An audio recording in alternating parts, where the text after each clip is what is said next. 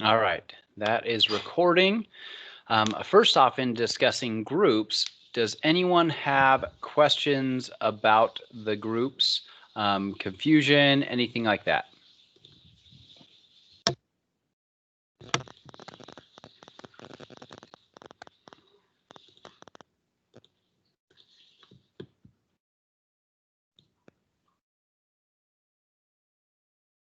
All right, I'm looking in the... All right, we've got Jada. Go ahead.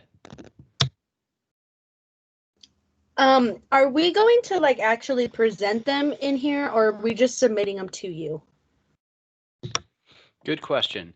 You won't actually present them here in this format. I just think there's so many possibilities for technical difficulties to mess up presentations just in the classroom where we can control more things, that I think it's probably best just to turn in the presentation as one that you would have presented to a class. So one of the key things with that is to make sure you have notes on your pages. So for your slides, make sure you include notes that are either a script of what you would be saying or an outline of what you would be saying on any given page of the slideshow. So you won't be actually presenting it. You'll just turn in that final file, the PowerPoint or PDF with the note pages to a Dropbox. Everyone in the group will turn in that assignment to the assignment Dropbox, but not actually presenting it. So yeah, really good question.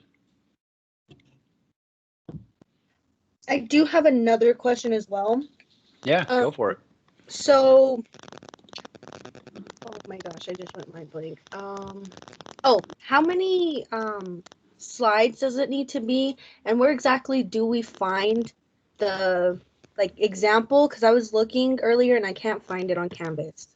Okay, I can show you that right now. I'll open up Canvas in my other screen to show you where to find the example. And what was your first question? You had the question about the example and something else, and it already left my mind. I'm sorry. Oh, and how many slides does it need to be? Right. Hopefully you can see my screen now. Is that working? It should be working. All right, so you should see my view of Canvas at least. It might be a little bit different than yours, but generally each of these modules should be the same. So here you've got the introduction to the online class, then the syllabus and general resources. Here you've got, oh, I see why. This little button is why you couldn't find the example. I'm sorry about that. Now, when you go to Canvas, you should be able to see this block because now I click that little green button. So I'm sorry about that. So now you can find the rubric here, the group member rating form, the topics as well, and the topics document, that'll have the pages that your content is on. The example here, so here you've got an example presentation in ODP, which is basically Open Documents presentation format. And then here is a PDF version. So this is also a good example of what you would turn in at the end of the class, as well as an example that you can use to kind of guide what you're doing. As for slide numbers, there is not a minimum or maximum. The biggest thing here is to cover about as much content as it would take to present in about 10 minutes. So it might even be helpful, even though you're not going to be presenting it to the class, to present it with your group. So you write your notes on your slide, your other partners in your group write their notes on their slide, then everybody runs through those notes and actually practices the presentation. If you find that it only takes you 2 minutes, then you know you should add some things to your slideshow. If it takes you 15 minutes, then you know you're probably good at that and you could even cut it back.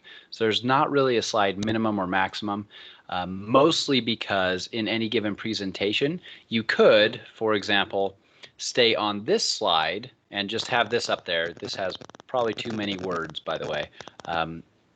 But you could stay on this slide and talk about it, the concepts in this picture and the concepts in this picture, for example, for a few minutes.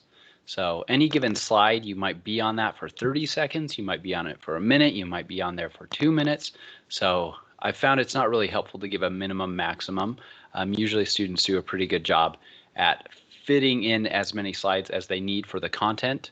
I find that they actually tend to do kind of like I've done on this slide and put too much text on one slide rather than you could split this up into 2 or even 3 slides to talk about these things and not have such a big wall of text. So good example of maybe what not to do. Does that help answer your questions, or do you have more from what I've just said?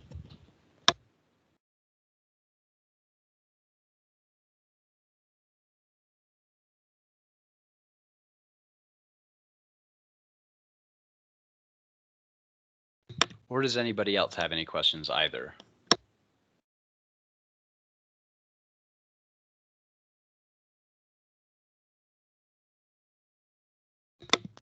All right, well, let's talk about what's happening. We've got today is this day, the 29th, so we're talking about chapter 4. The Smart Book is due after this class, so hopefully you've already read through chapter 4. I do hope you've already got a start on chapter 8, because we'll actually be spending most of today's time on chapter 8. Chapter 8 is on lifespan development, and as well as being one of my favorite chapters, it's also one of the well, I don't know if page number wise it's the longest, but it has the most topics throughout the chapter. So they packed a lot in one single chapter on human development.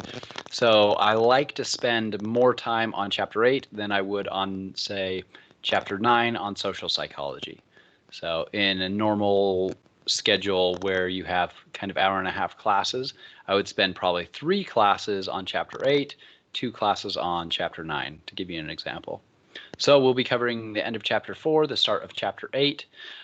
As well as that, let's talk about, well, actually, let's open up that topics for presentations document.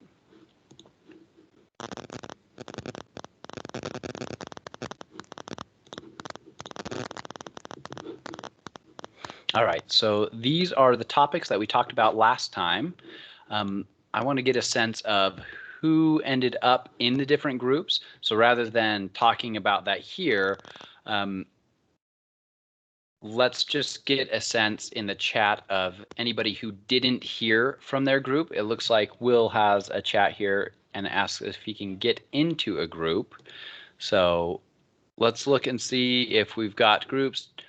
Anybody who was not able to get in contact with their group, just post up in the chat, say, I wasn't able to get in contact. I'm still interested in this topic. All right, and if you weren't here last time either, definitely post that up. So for those of you who weren't here while everybody's posting up, if they weren't able, if you do have your group, if you've already been in communication, don't worry about posting anything in the chat right at this moment. So essentially what this project is you will be working with a group to create a presentation similar to how I have presentations for the chapter content.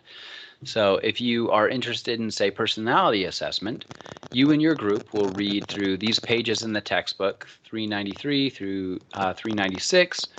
And then after doing that, you and your group will decide which topics in personality assessment or which additional topics you want to talk about and create a slideshow presentation that should amount to about 10 minutes of presented time. You won't be presenting it, you'll just be turning in that final document to me.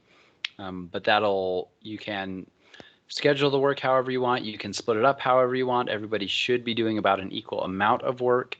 But if there's someone who really likes to edit things, maybe send it to them at the end, for example, or if everybody wants to do 2 slides or take like 2 pages or something like that, that would be another good way to split it up. So essentially, any of these given topics, you start with the book material, but you can also go beyond. So while it talks about a couple motivation theories, the book does not cover every single motivation theory that exists. So if you are aware of one or want to dive into a lot of depth on one that's not covered or one that is covered, you have that freedom in this assignment to dive really deep on something or go really broad and kind of cover everything the chapter covers. So hopefully that gives you a little bit of content or context about this assignment. Definitely watch the presentation from last week where I dive into it in a lot more depth. So we've got Will, Linda, and it looks like those two were not here last week, so are not in a group. Then we've got Carter and Parker who have not been in good contact with their group, either not having been reached out to, or the group doesn't seem to be active right now. So if others of you were wanting to message Carter or Parker about these topics, definitely get that done this week. Another possibility is to also, for those of you who haven't been in contact, join together and jump onto one of these topics. Even though we already have groups that are kind of doing each of these, feel free to make a new group and maybe a second group doing chapter 13. All right, so definitely do that. Make sure you're messaging and emailing, following up. For Will and Linda, which of these topics, as you look through them, hopefully you watched the presentation last week, so you have some idea of what they are. Which of these topics are you both most interested in?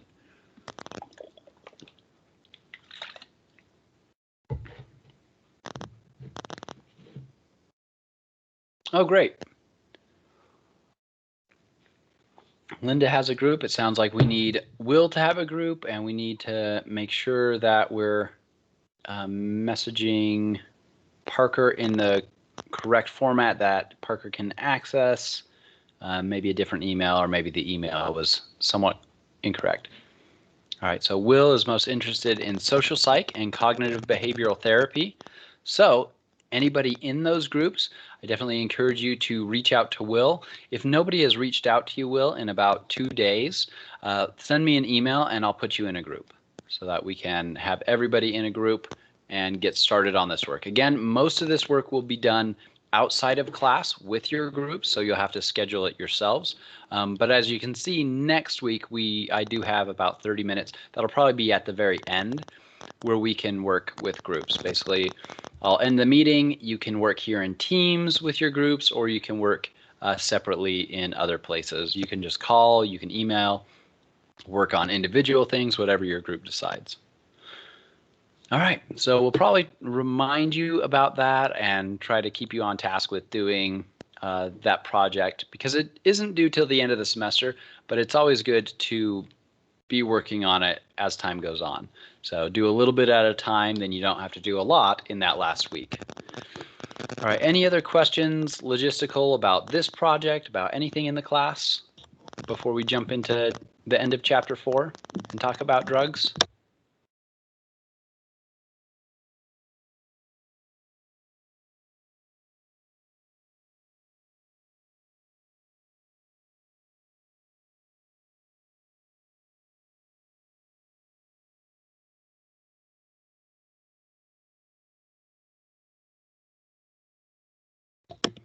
All right, remember you can always raise your hand with the little raise hand button. I mean, you could even raise your hand and do it in real life. So your camera's on, you can raise your hand that way.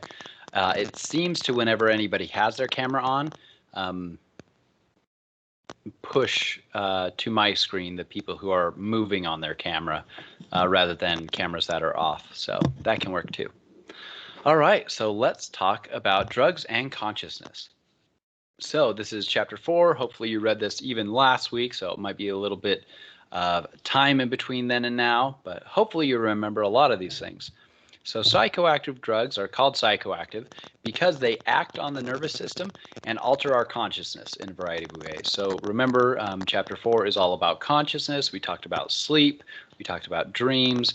We talked about attention.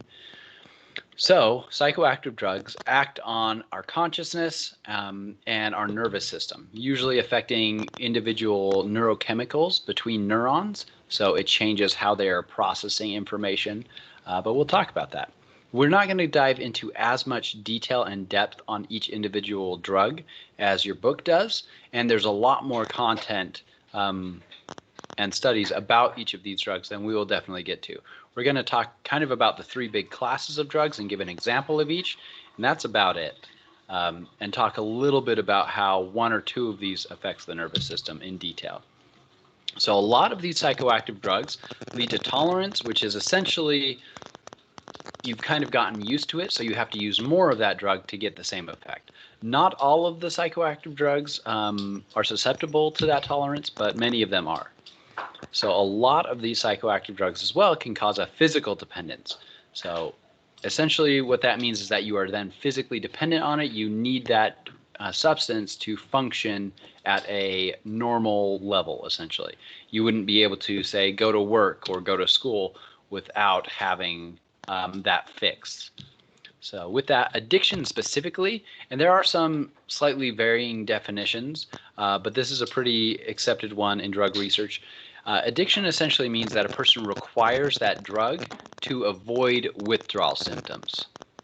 So that's maybe a lower baseline than you might have thought for addiction. So if you need that drug to avoid withdrawal symptoms, that can be classified as that physical dependence, that you physically need that. So there's been times that I've been drinking a lot more coffee than usual, and then when I start drinking less or none at all, I get those withdrawal symptoms from coffee, for example. So that's a bad sign, essentially. So a lot of these drugs, not all of them again, but a lot of them are affecting this specific pathway within your brain. So a lot of them are affecting the prefrontal cortex, which is that higher thought, planning, goal setting part right here at the front, basically your forehead, well, right behind your forehead where the brain is there. But the pathway here is through the VTA. I'm not even going to try to say all these terms because I'll probably mess them up. Although nucleus accumbens, I can say that. So a lot of these drugs travel up through the brainstem into this ventral, here I go, I was almost going to try to say it, but I'll just say VTA, to the NAC, and then in various ways affect the prefrontal cortex. So that's a similar pathway that a lot of different things come into our brain from. So it's talking here about the brain's reward pathway for psychoactive drugs. This same reward pathway exists if you're, say, watching a funny movie, for example, or running. You might be getting an endorphin high. You might have heard that. It's using this same system. So just because something's using this pathway in your brain doesn't mean that it's necessarily an addictive thing, doesn't mean that it's necessarily harmful at all. This is just the areas of your brain that are used to process these. Well, this is one reward pathway.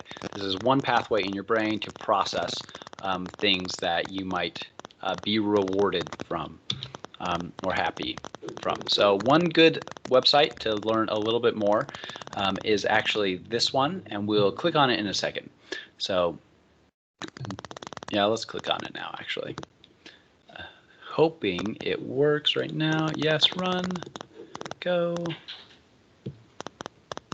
All right, I don't think you can hear that. The music is kind of funny.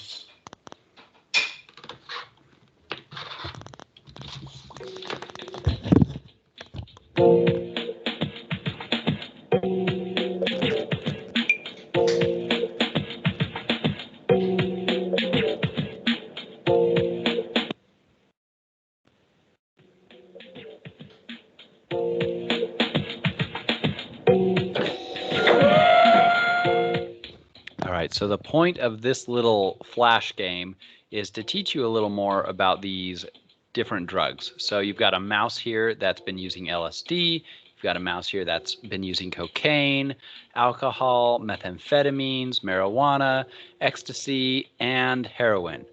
So a few of, yep, exactly, a CD90s rodent basement party. So you can take any of these mice, spin their blood through the centrifuge, and then also get kind of an X-ray of what's happening within their neurology with any of these given drugs. So this goes into a lot more detail than you necessarily need to know, but if you want to know a little bit more about the neurology, this does go into more depth than we will, and even than your book does on most of these. So since we're starting with depressants, let's check out what's going on with this mouse who's been using alcohol.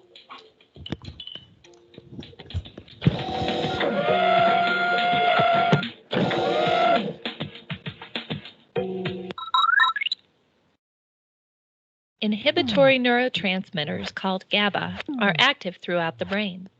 These neurotransmitters act to control neural activity along many brain pathways.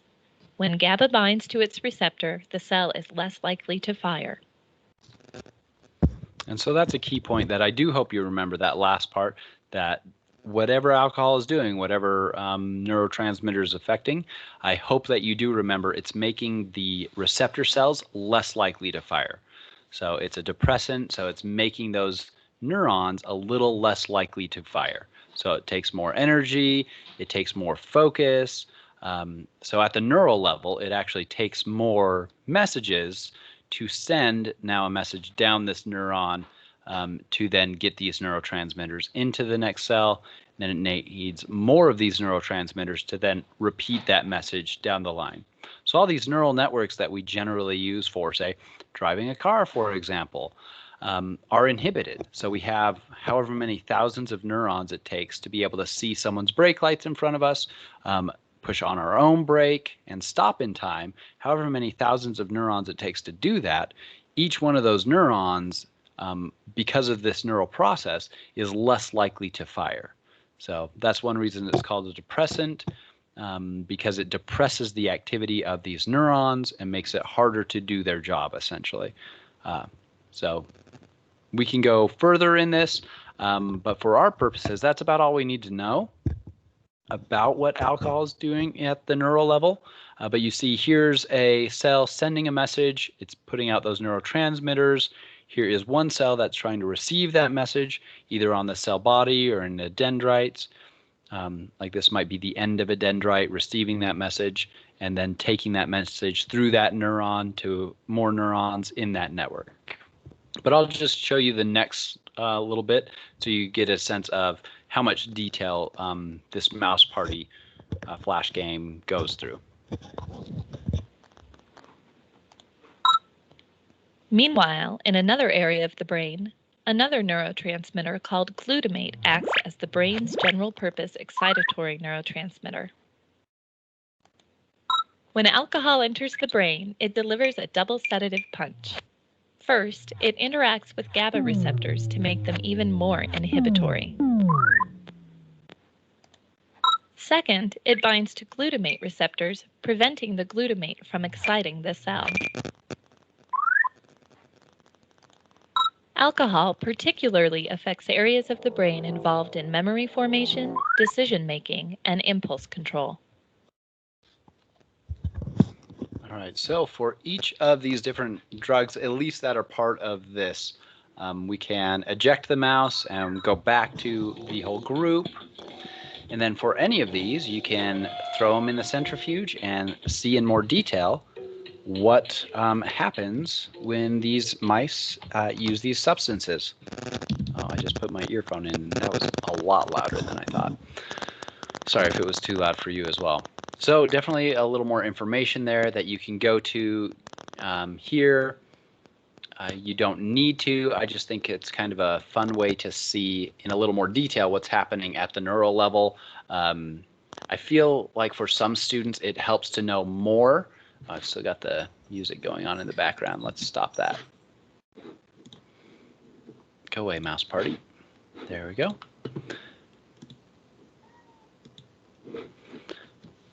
So for some students, it can be really helpful to know a little more in detail. Then they'll understand some of those basics that I'm talking about. But for our purposes, we just need to understand a lot of these basics.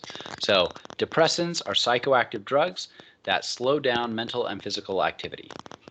Like alcohol we were just talking about, a lot of those neurons are inhibited, so it makes it slower to make decisions, it makes your goal setting slower, it makes decision making slower, and that can make a lot of things more difficult. So one of the most, so the mouse party already talked about this. Intellectual and cognitive functioning can decrease when using alcohol.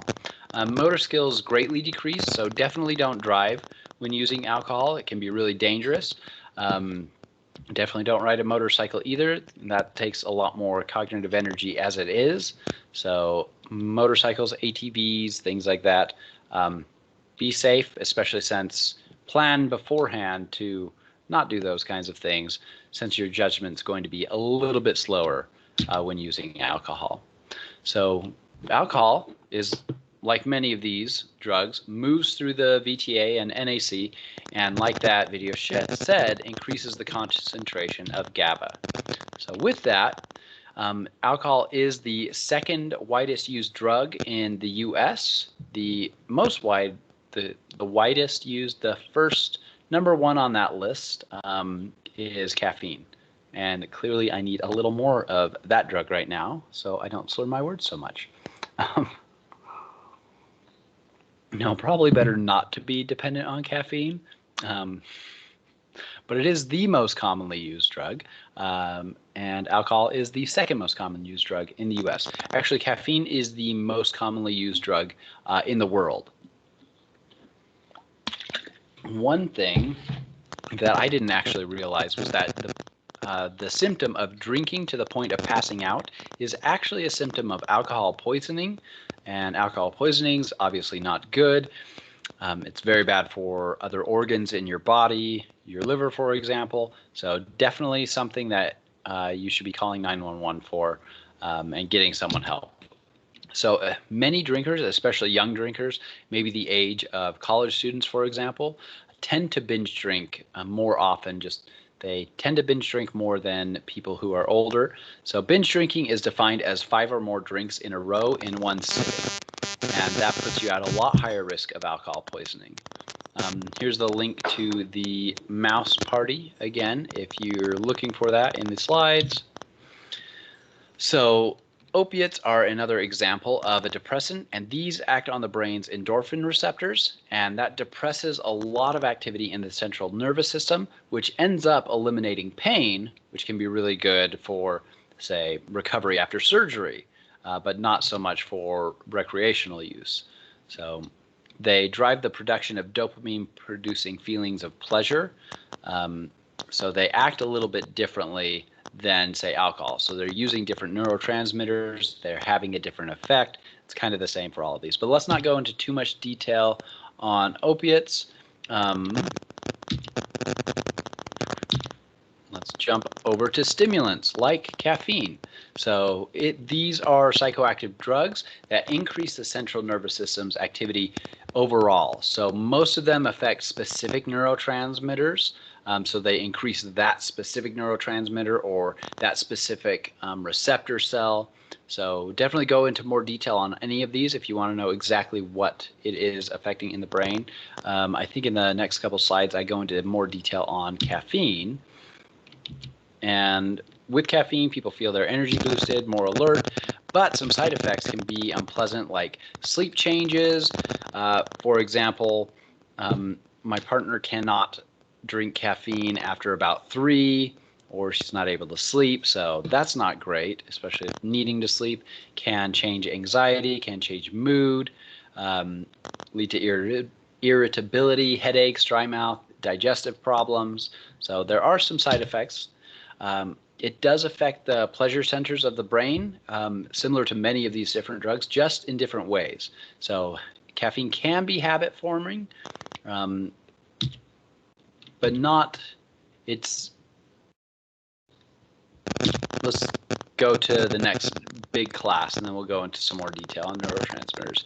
So hallucinogens are another class of drug that modify a perceptual experience and produce visual and or audio images that are not real. So with that, you're probably thinking, oh, LSD, that would be an example of a hallucinogen. Marijuana is actually also in that class of hallucinogens. It just has a much more mild hallucinogenic effect. You might have heard, for example, some people might be a little more paranoid on certain strains of marijuana, or they might hear things that aren't there, for example. So that would be an example of an auditory hallucination. Auditory hallucinations just in general across psychology are actually a lot more common than visual. Oh, does it? Oh, that's funny. It does say, so, yep, these should be swapped, LSD versus LDS. So I should write that down to change that. Oh, no. dropped something in my coffee. This is why I usually use a thermos, so that doesn't happen.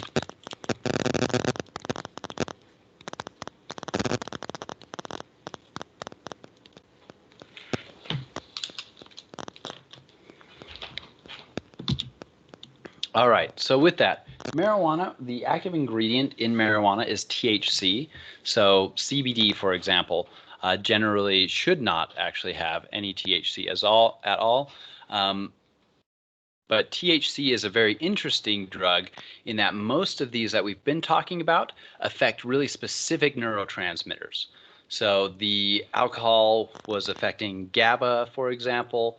Other drugs affect other specific neurotransmitters or specific receptors.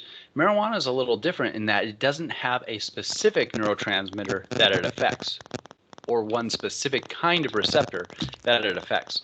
It actually disrupts the membranes of neurons. So remember, a neuron itself is a cell. So you've got that cell body, and there's a membrane. So the membrane is made up of fatty lipids, essentially. So hopefully you remember at least that much. But essentially, that membrane can be altered and changed.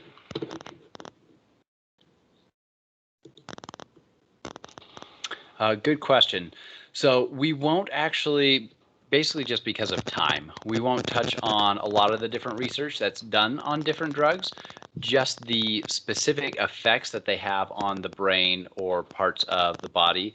So specifically the neurons. And even then, we're just really briefly discussing this. So it actually tends to be a common one that people like to write about for question papers. So if there's any one of these drugs that you're more interested in or interested in learning more about, I do have a couple references after these couple slides that you could start looking into them with.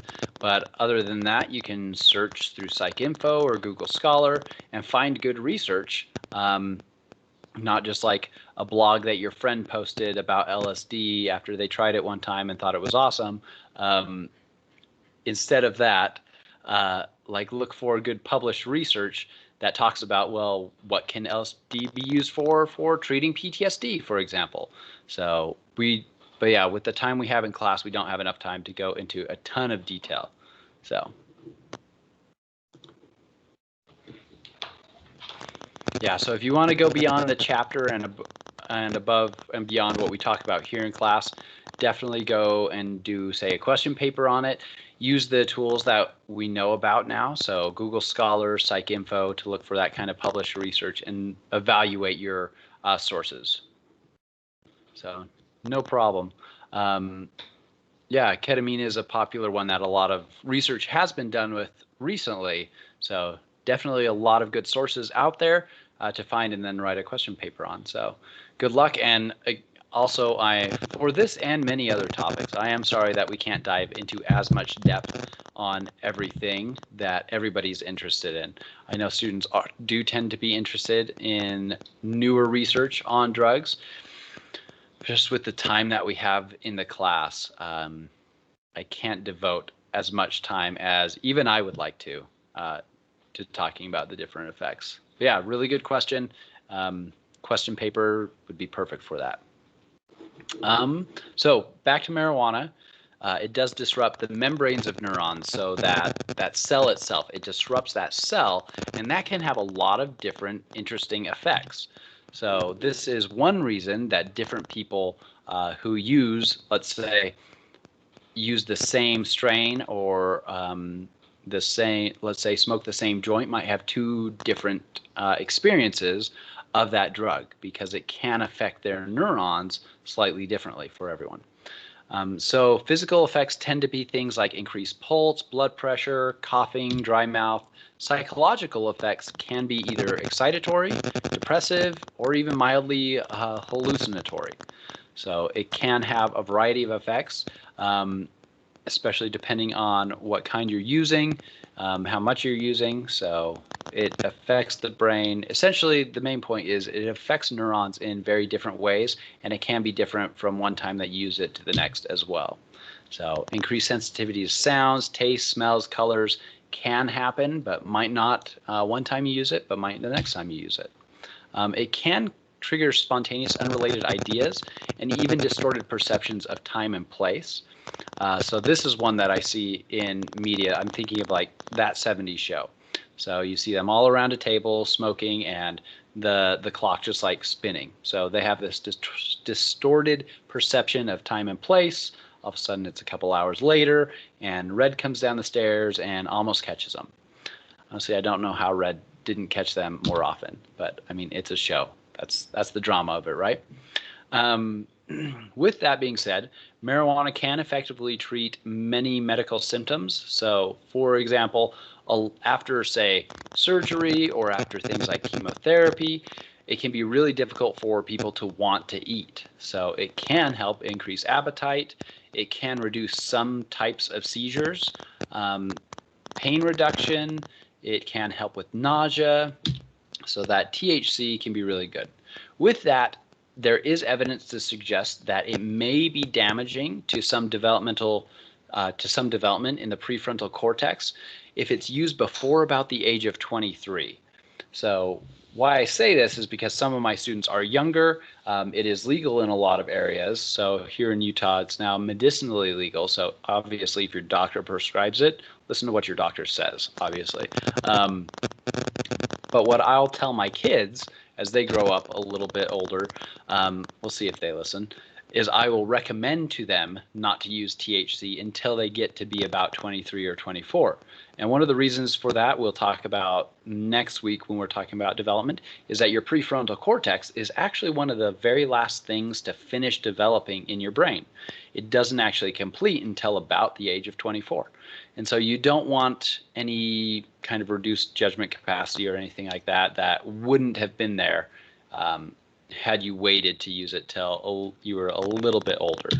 So with that, though, this is an area of research that it's hard to do experiments on, right? It's hard to get IRB approval to say, hey, we're going to take these 18-year-olds and these 18-year-olds and force these 18-year-olds to smoke X number of milligrams of THC a day, and these we're going to make sure they never ever use THC, and then compare those results. They're not going to get the clearance to do that kind of study, right? So a lot of the information about marijuana does come from correlational research, asking people how much do you use, giving them cognitive assessments, things like that. So these people who are using more tend to have lower scores on cognitive performance assessments. But I want to also be clear here. The results here, one, are not always super clear depending on what study you're reading. So definitely a good place for a question paper. If you want to read two that one says there is an effect, one says there's not, that would be, I think, at least for me, that would be a fun thing to do for a question paper. But I mean, I guess that's why I do research, right? Because I find it fun. So regular users are at higher risk for this kind of thing, and heavy users. And so heavy users is considered using 5 out of 7 days. So if you're using 5 out of 7 days, that puts you at higher risk. Anything under that, so if a friend that you know of is using THC twice a week or 3 times a week, and they've only been doing it for like the last 2 months, you probably don't have to be too worried about it damaging their prefrontal cortex, at least based on the evidence we have now. But if someone's using it a lot, almost every day, it could put them at risk if they're under 23 of cognitive, lower cognitive performance, essentially. So questions about that? I know there often are. So there's a bunch of articles right here I've posted. So you can go, any of these could actually be used as part of a question paper too. So definitely want to make it clear, even though I don't know, maybe I sound like a PSA or something like that. Marijuana does have its medicinal uses. It's very useful. And after about the age of 25, as long as it's used responsibly, it doesn't seem to have any kind of negative effects. So I want to be clear about that from the evidence we have from research. So yeah, questions about marijuana or any of these drugs, honestly, that's about as much time as I'm going to devote to them. There's a couple more slides to kind of touch on a couple more things.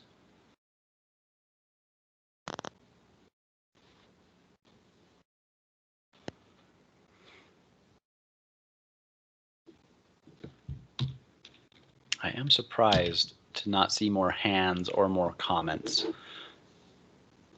on this topic. I have a question, but I can't figure out how to raise my hand. Oh, okay. Yep, go for it. And for anyone who can't figure out how to raise their hand, feel free to type in the meeting chat, I have a comment or I have a question too, and then I can just call on you. But go ahead. What about alcohol causes you to forget things? Like if you drink that much? And how do you remember what you've forgotten? That's a good question. The answers might not be super optimistic. So here are the general areas of your brain that alcohol is affecting. So, right, we've got it affecting the neurotransmitter GABA. So you saw in that mouse party example that it makes those receptors less likely to fire of the neurons down the path. So let's say you are hanging out with friends, drinking alcohol, you've drank too much, so it means your neurons are being more and more and more depressed. Essentially, they are harder and harder to fire. So the way memories are formed is through running through those neural networks that we're using as we're experiencing something. So if you're not completely conscious of the experience that you're having, it can be really difficult to form a memory of that experience. So if you're not really clear, if your brain is trying to process what you're doing right now, but it doesn't have a clear picture of what you're doing right now, it can be really hard to then make a memory of that instance. So it might happen that the next day you wake up and you don't remember what happened after you got to a certain point of intoxication, essentially because your neurons were not firing enough in that network to start to solidify that as a memory. So let's say we try to remember back to the first time we were learning to drive. So if you try to remember back, I learned to drive in a driver's ed class. So there were 2 other students with me in that class and a teacher who's also like my history teacher and did the driver's ed at the same time. So I can remember sitting there in the car, either in the passenger seat or the back seat or the driver's seat, because at different times I was in different seats, and I can remember that. And what my brain is doing as I remember that is actually rerunning through those neural networks that were active during that time. So some of those neural networks are connected to like me knowing how to push the pedal, looking around at the mirrors, things like that. So that's one reason why sometimes things will trigger memories. So I might be in a car. I learned to drive in a Dodge Intrepid. So I imagine, I haven't actually been in a Dodge Intrepid since that time, but I imagine if I got in one today, it might trigger 1 or 2 of those memories because it's the same experience that I am currently having as I did back then. So neural networks are what create our memories. There's not like a single neuron that holds like the memory of me driving. It's a whole bunch of thousands of neurons together. So when each of those neurons is inhibited, it makes it really hard to run through that process, one, to create the memory, and then later on, if that wasn't strong enough, you can't really recall that memory. So that's one reason that it can be difficult to recall things that happen after a certain level of intoxication, because those neurons essentially didn't store the memory. It didn't get saved, which can be really unfortunate, especially in a lot of, because you might need to remember some of those things. And I think that was part of your question. I remember there was another part, but I don't think I've touched on it. Can you repeat that other part of your question that I haven't touched on yet? Just, is there a way to like recall those memories? So depending on the level of intoxication, the answer could be yes, no, or maybe, right? So if your neurons were too depressed that they weren't creating that memory, then no, you wouldn't ever be able to recall that memory because it was never actually, you could think of it as that file was never saved in your brain. So some memories would essentially, you never created a memory for that. If you do remember bits and pieces, then chances are you could remember the rest of it with help or work. Say if you had a therapist working with you, or trying to focus on different aspects, maybe going back to the same place, trying to like, similar to when you forget something and you go like to the room that you just were in, sometimes that can help you remember similar kinds of things. That might help you to bring back some of those memories. But if there was never a memory written from that situation, you wouldn't be able to then recall that because it was just never saved. So yeah, sorry about that. Some memories, yep, you might be hard to remember, but some memories were probably just not saved. I have heard people say that when being intoxicated on a substance and you learn something, it might be easier to recall when you're on that substance. I can see how that might work, but I haven't actually read any research on that, like putting people on different substances, teaching them something new, and then seeing if later on that substance they did better than not. So I can imagine how that might happen, as long as it's, I can't imagine that from a depressant, just because that is depressing a lot of different neural activity. But from maybe some stimulants, I could see maybe how that could happen, because maybe different areas of the brain have written that memory that wouldn't have normally written that memory when you were not on that drug. So, but again, I haven't actually seen research saying like, hey, we took 400 people and we gave them these 3 different drugs. Well, probably a group of them. This group, drug A, B, and C. And then later on, we brought back groups A, B, and C, and half of them we gave that same drug again, half of them we gave nothing, and tried to have them do the task. So I've never seen anything like that, which is what I think you would really need to do to have a clear causal relation, saying, yes, if you use that substance again, you would definitely be able to recall things better. But I can imagine for some specific drugs how that might work neurologically. Yeah, good question. Other questions about these drugs in general, or more specifics on any given one? Again, I know I'm even going briefer than the slides are written and briefer than the text has. So I apologize for that.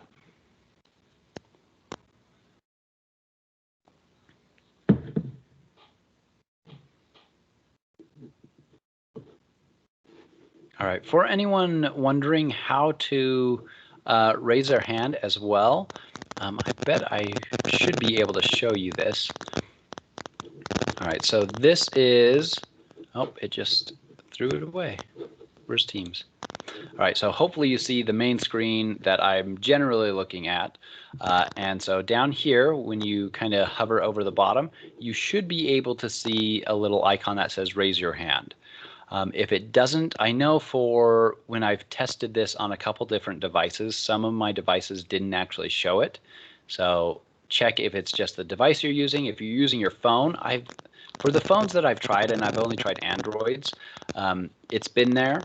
For one of my computers with Linux on it, it isn't there. For another computer with Linux on it, it is there. For another computer with Windows, it is there. So it seems kind of random. Sometimes it's not there. But this is where you should be able to go to raise your hand. It'll give you this little notification. And then in the participants, it should show that it should show me as well as show you that that hand is raised. All right, so let's show this screen again.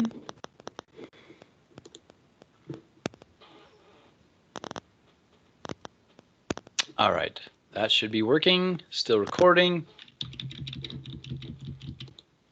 All right, so let's talk next about hypnosis really quickly. So hypnosis is, again, chapter 4 is on consciousness. Hypnosis is another thing that can affect your consciousness. So hypnosis is literally defined as an altered state of consciousness or a psychological state of altered attention. So we talked about attention being important to consciousness. So consciousness is both that attention as well as arousal. So the mental energy you have towards anything, and then also the focus or attention. So hypnosis is one defined as an altered state of consciousness, and another definition is two, a psychological state of altered attention and expectation in which the individual is unusually receptive to suggestion. So this kind of goes towards the fight in the field of psychology about hypnosis.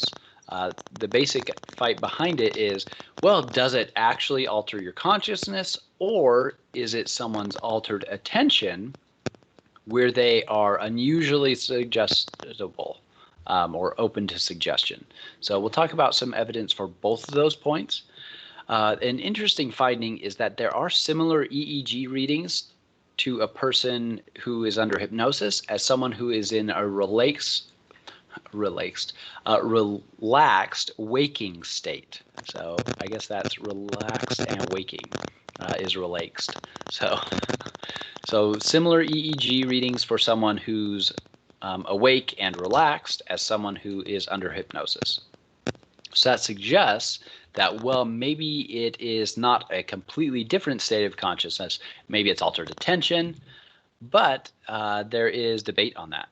So is it an altered state of consciousness or is it not?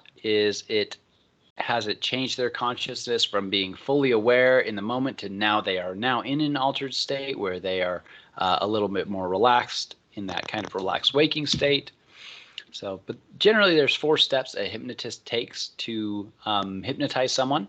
So they can do this with a room. Some people can self-hypnotize themselves. It's very similar in some ways to, say, doing a meditation in some ways, and we'll get to meditation in a minute. But you can self-hypnotize or get one individual to hypnotize one other individual. So minimize distractions, try to make the participant comfortable, telling the person to concentrate on something. So something like an imagined scene. A lot of times we see like the watch, so focus on the watch. Informs the participant what to expect during hypnosis. So telling them they should expect to feel relaxed, they should expect to feel safe, things like that. If you've ever seen a hypnotist for like comedy purposes, you've probably seen these steps being taken. And then finally, they even suggest the kind of events or feelings that will happen or that they suspect will happen, or they're trying to prime you to encourage them to happen.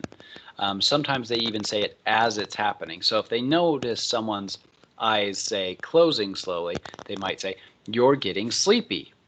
And that makes an association in our brain. We say, oh, wait, are they now causing me to get sleepy? So that is one way this is done. So your eyes are getting tired. So when that's suggested, it reinforces the idea that the hypnotist can cause these changes. So, and that increases also the expectation that a hypnotist can then cause other things to happen. So as an example, I don't know why this was done in my middle school, but I had a middle school assembly where a hypnotist came. It was probably like an end of the year thing, like a fun thing for the students, is to have a hypnotist come and hypnotize their friends in middle school. I don't know if that would be my decision, but I'm also not a school administrator, so yeah. Anyway, so the hypnotist called one of my friends. We'll call him Mitch because that was his name, and I'm not going to tell you his last name because I don't remember it. So it's pretty anonymous.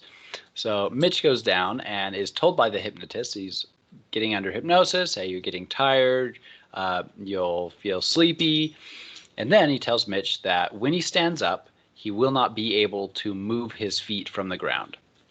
So the hypnotist hypnotizes everybody in this line, probably 6 kids. Everybody wakes up, and Mitch stands up and essentially falls over because his feet will not move from the floor. So he's sitting there all embarrassed as everybody in the school is laughing at him because he can't move, and he's trying to pull his legs off the ground.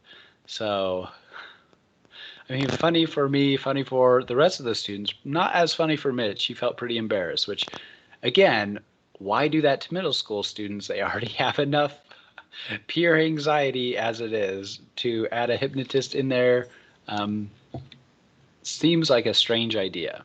But essentially, the hypnotist encouraged or enforced this idea that he could cause things to happen, and then also said, hey, you will not be able to move your feet. So with these, maybe that made that association in Mitch's mind that that would be caused, that he would not be able to move his feet. So with that, there is this debate. Is this an altered state of consciousness? Was my friend actually in a different state of consciousness or not? So Hilgard thought consciousness was divided with hypnosis, that when you were under hypnosis, you had a part of your consciousness that you were a hidden observer, that you were kind of aware of, that you were kind of watching what was happening. But then the other consciousness that kind of separated was the one that followed people's orders. So that hypnotist orders to make sure your feet were cemented to the ground. So it could also be explained as a social cognitive behavior, that essentially you are not in a different conscious state, but instead you are learning how to behave. So you see how other people are reacting. You've probably seen how hypnotists have done things before. You know, you should be behaving as the hypnotist says, and then you are acting in that way because of these suggestions that you have. In that sense, it's a social cognitive behavior. Socially, you know what you should be doing. Cognitively, you know what you should be doing, and so you act in accordance with the script of what happens during hypnosis. So there is evidence for both of these hypotheses.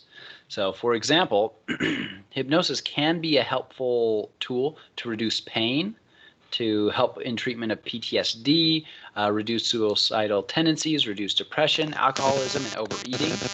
And so these kinds of things, especially the reduction of pain. So some dentists use hypnosis to reduce pain for, say, drilling out a cavity. That does suggest that maybe this is an altered state of consciousness. So maybe you are actually in a different state of consciousness, but there's also the social cognitive factors that you could, in a lot of cases, do these things because of those social cognitive reasons. So it's, the evidence again is mixed there. If not for these kinds of results, I would definitely be on that side of social cognitive behavior. But because of this reduction of pain specifically, it's that is a convincing piece of evidence the other way. So maybe if it's something that interests you, find a couple papers that talk about hypnosis and the social cognitive theory behind it, or if it is a different state of consciousness. So any questions about hypnosis before we talk about meditation really quickly?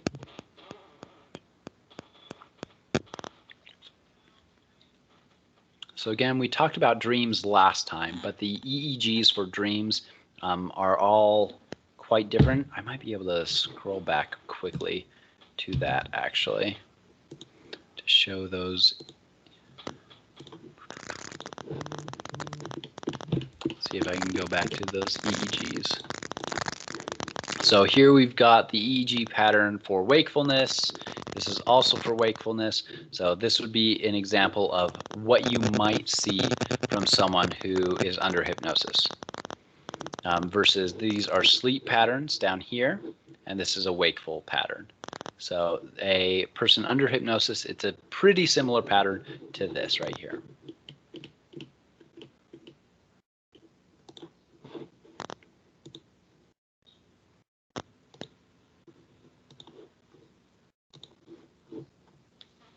All right, I don't see any hands. All right, let's move on to meditation really quickly. So meditation is attaining a peaceful or focused state of attention. This should say the mind. So there's a spelling error there again. So a couple spelling errors today. Sorry about that. Of the mind where your thoughts are not occupied by worry. So you might have heard of mindfulness meditation. Mindfulness is mindfulness meditation is one where you focus on being present in the moment. You're mindful of, say, your feelings. So I would be mindful of, say, the feeling of sitting in the chair. I'd be mindful of if my nose is, say, stuffed or clear, if the air is cold or warm. Usually you would focus on something like, say, a candle or a bell or a chant you might be using. So it is similar in different ways to both sleep and wakefulness. So we just showed those EEG rating or readings. Depending on the meditation, it's pretty similar to both that first level of sleep as well as that relaxed wakefulness. So there is more activation of the basal ganglia and prefrontal cortex during meditation than there is during sleep. So it is distinct that way.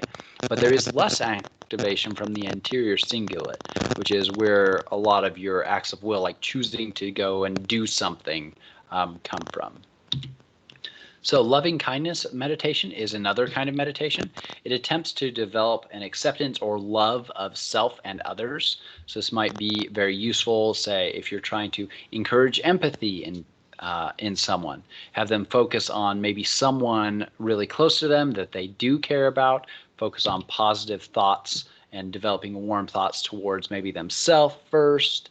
Then maybe a pet that they care about, maybe then a sibling or a partner, and then kind of extend that circle to other people close to them.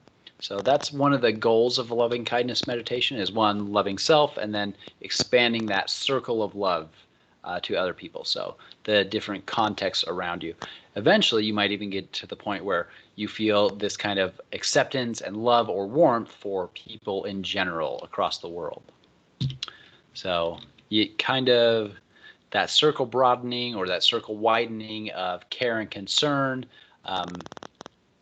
One thing that's been found with loving kindness meditation is that it may help to combat prejudice. So racism, for example. So might be seen, a person of a different race might be seen as an outgroup.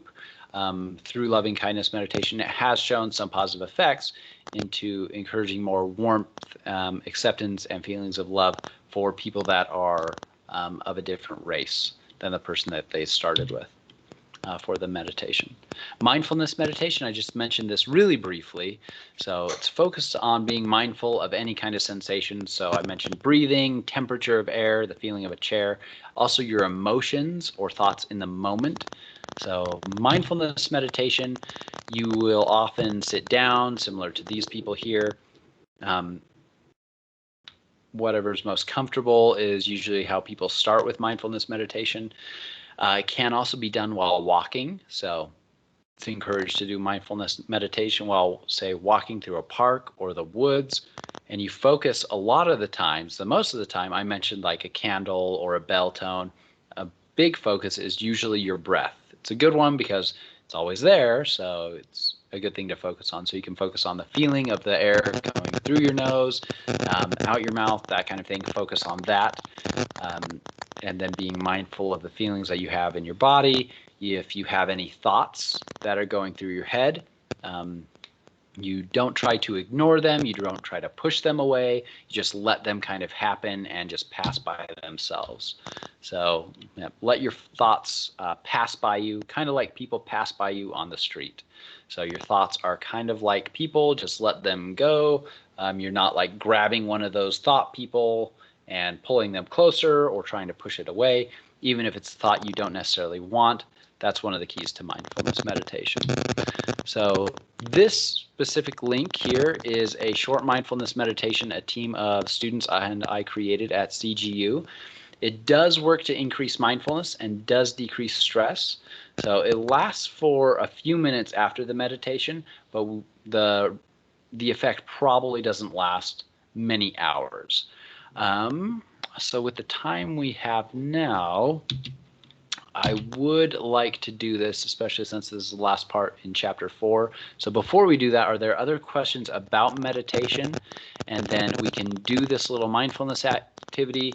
We can then take a little break after that's done for another couple minutes to use the bathroom or grab a drink before jumping into chapter 8. So are there questions before we do this activity?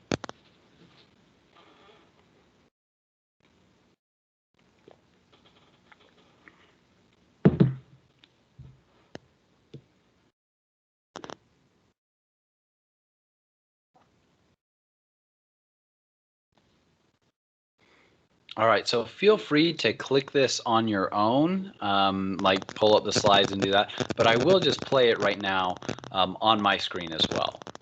So give me a second to get it pulled up, and then we can do this meditation, and then after that I'll say, okay, break now for another probably about 4 minutes or so. But I will get it pulled up first.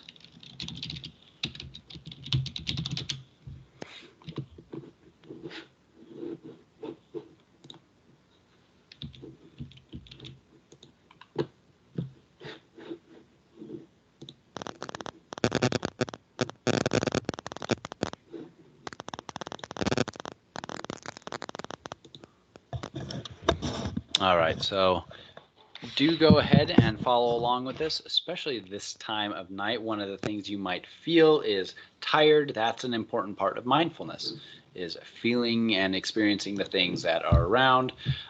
So if you'd like, let's go ahead and do this. This can be a really useful tool if, say, you're anxious about an exam that's coming up. So before exam number 2, you might want to go and click this link, do this meditation really quick, and then take your exam right after it. Research shows that when you do something like a meditation and decrease your stress right before an exam, you tend to be less stressed during the exam and do a little bit better. So this will give you a good sense of what. It's a guided meditation, so someone's kind of telling you what to do.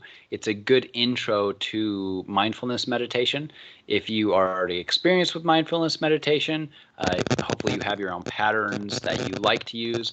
For example, I mentioned a bell earlier because that's the tone I like to focus on. I like to have like a bell sound go every like minute or so that I can kind of focus on that. It kind of rings for a while as I'm focusing on breath. So this is a pretty short video. We did find in our experimental studies that it does decrease stress and increase mindfulness in people, so it can be a really useful little tool.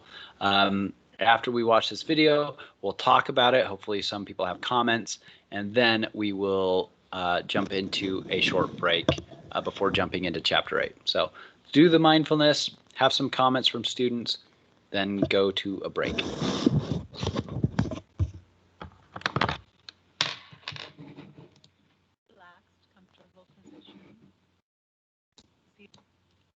So find a relaxed, comfortable position, seated on a chair or on the floor, on a cushion.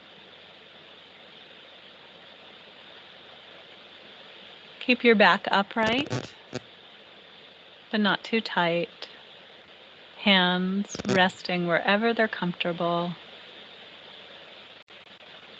Tongue on the roof of your mouth or wherever it's comfortable. And you can notice your body from the inside, noticing the shape of your body, the weight, touch.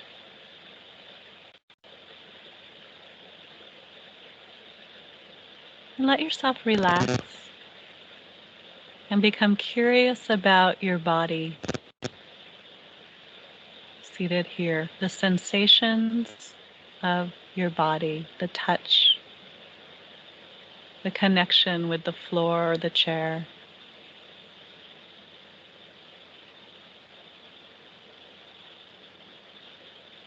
Relax any areas of tightness or tension.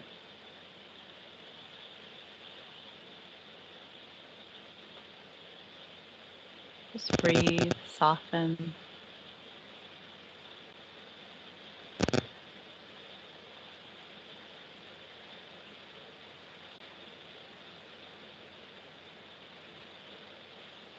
And now begin to tune into your breath in your body.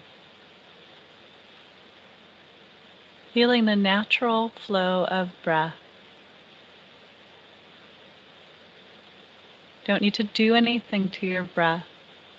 Not long, not short, just natural. And notice where you feel your breath in your body.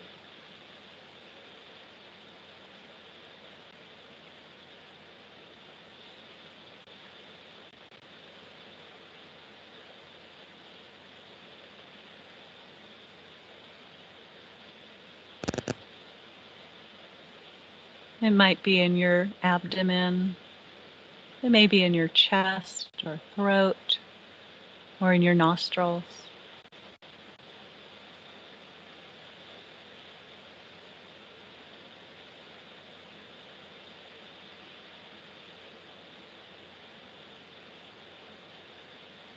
See if you can feel the sensations of breath, one breath at a time.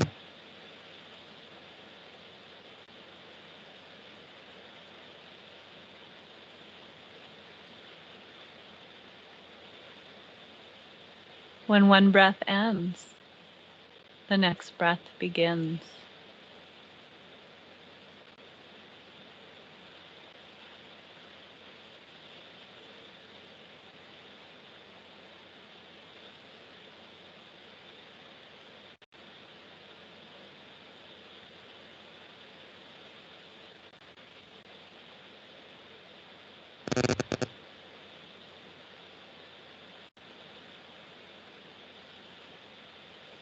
Now, as you do this, you might notice that your mind may start to wander.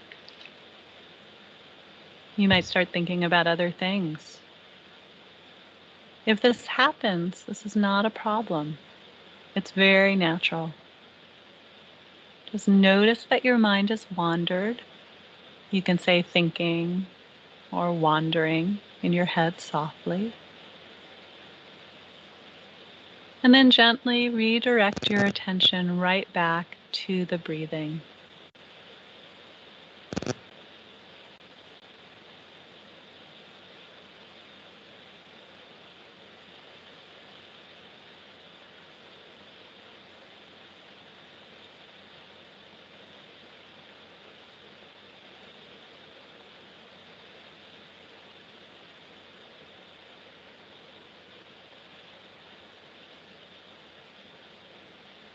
So we'll stay with this for some time in silence, just a short time.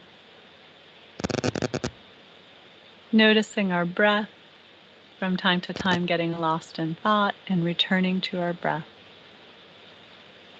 See if you can be really kind to yourself in the process.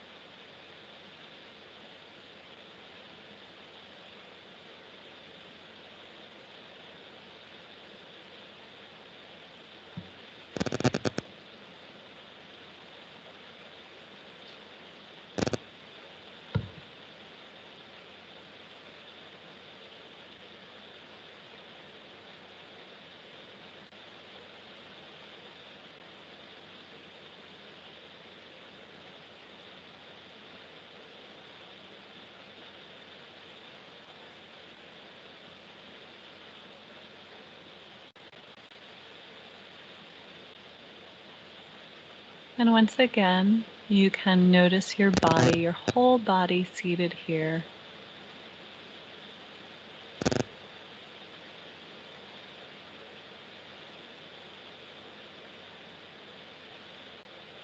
Let yourself relax even more deeply.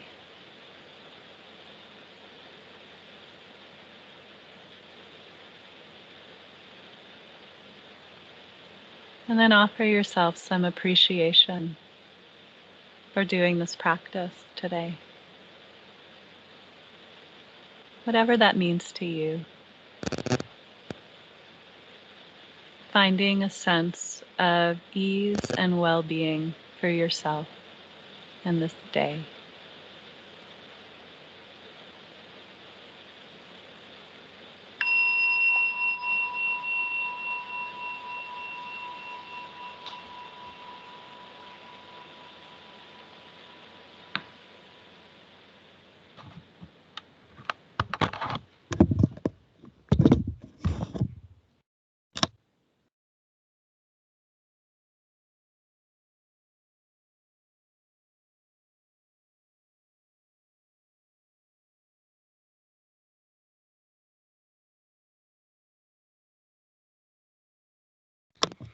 All right, well, hopefully you did go ahead and try that mindfulness exercise.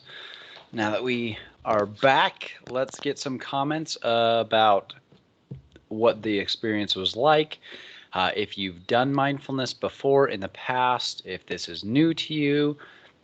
Also, did you notice any particular sensations in your body, in your breath, noises around you, thoughts coming through your head?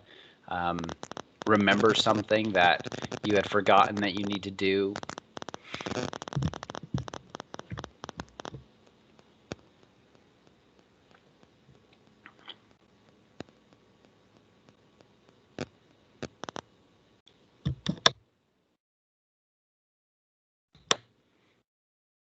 So Lauren talks about liking meditating and liking to do it often after workouts. That's a good idea. Maybe I should try that. Generally, after my workouts, I'm just like, oh, good, I'm done with this. Do a couple stretches and go on to the next thing. But that might be really useful. So, Lauren, since you do like meditating, do you usually do mindfulness, loving kindness, another type?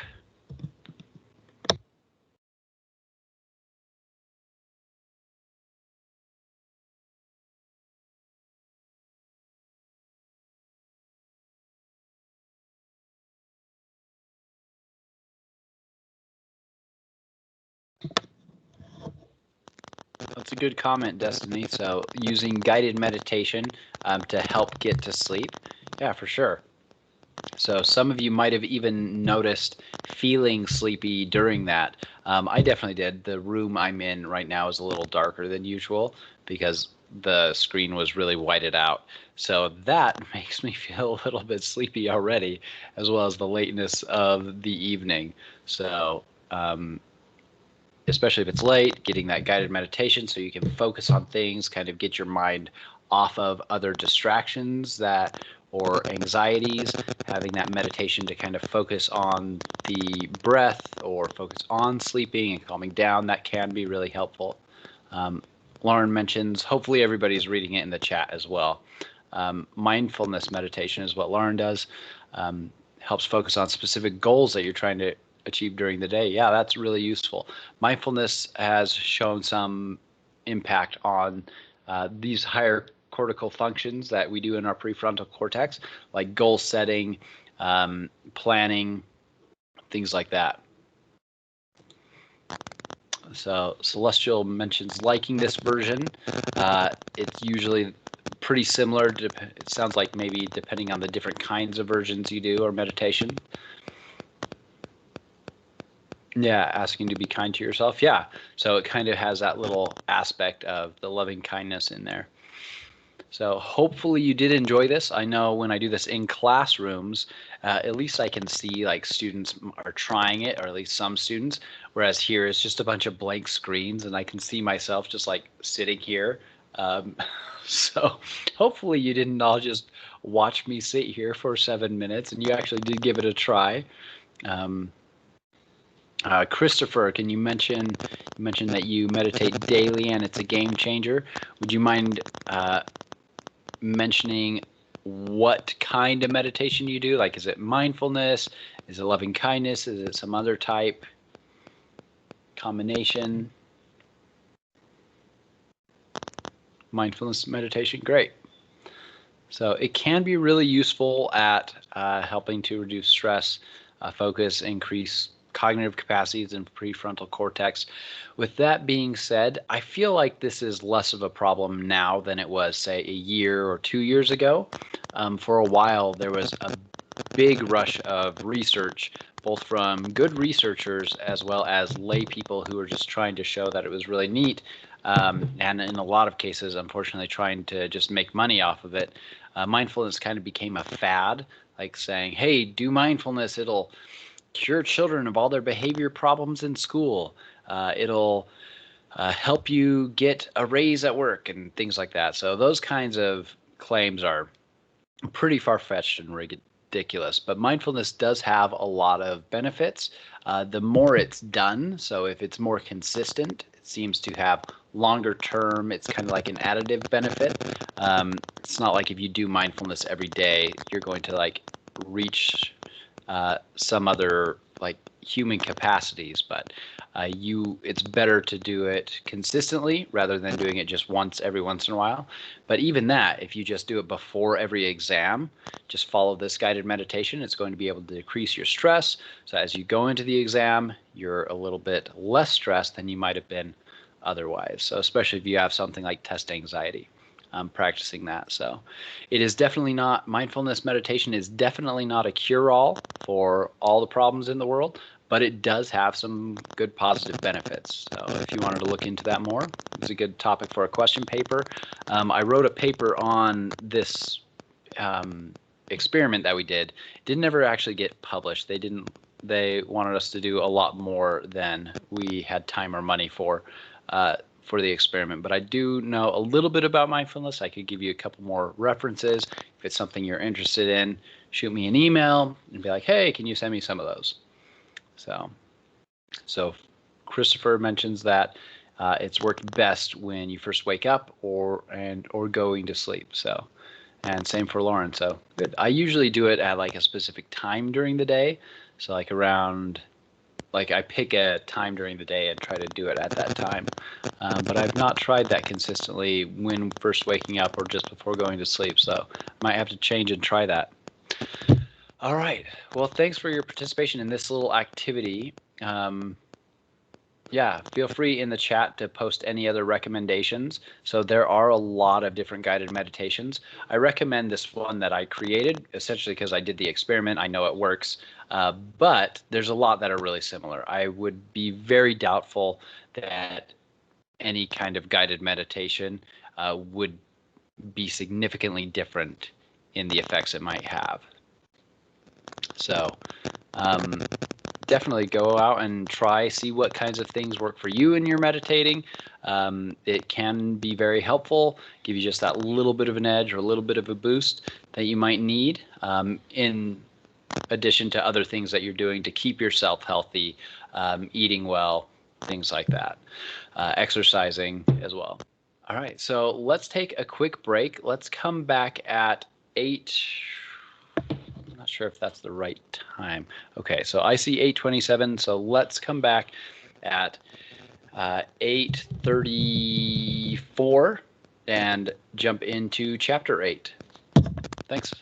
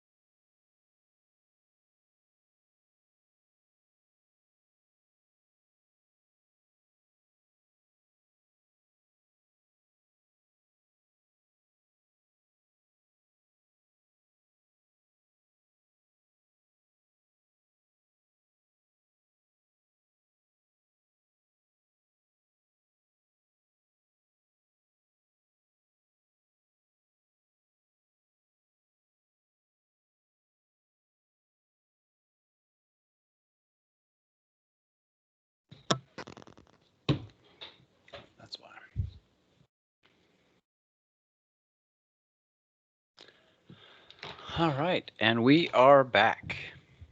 So, one thing to be aware of, especially if you haven't read ahead or looked at the schedule ahead, for the rest of the semester, essentially, we will be jumping around to different sections. So I will actually go ahead and look at the schedule right now. So right now we're jumping forward to chapter 8, which is on human development. The next chapter we're going to be covering after that is chapter 11. So you can just see from the smart book that will be due the next chapters that are in order. So chapter 8 is next, then chapter 11.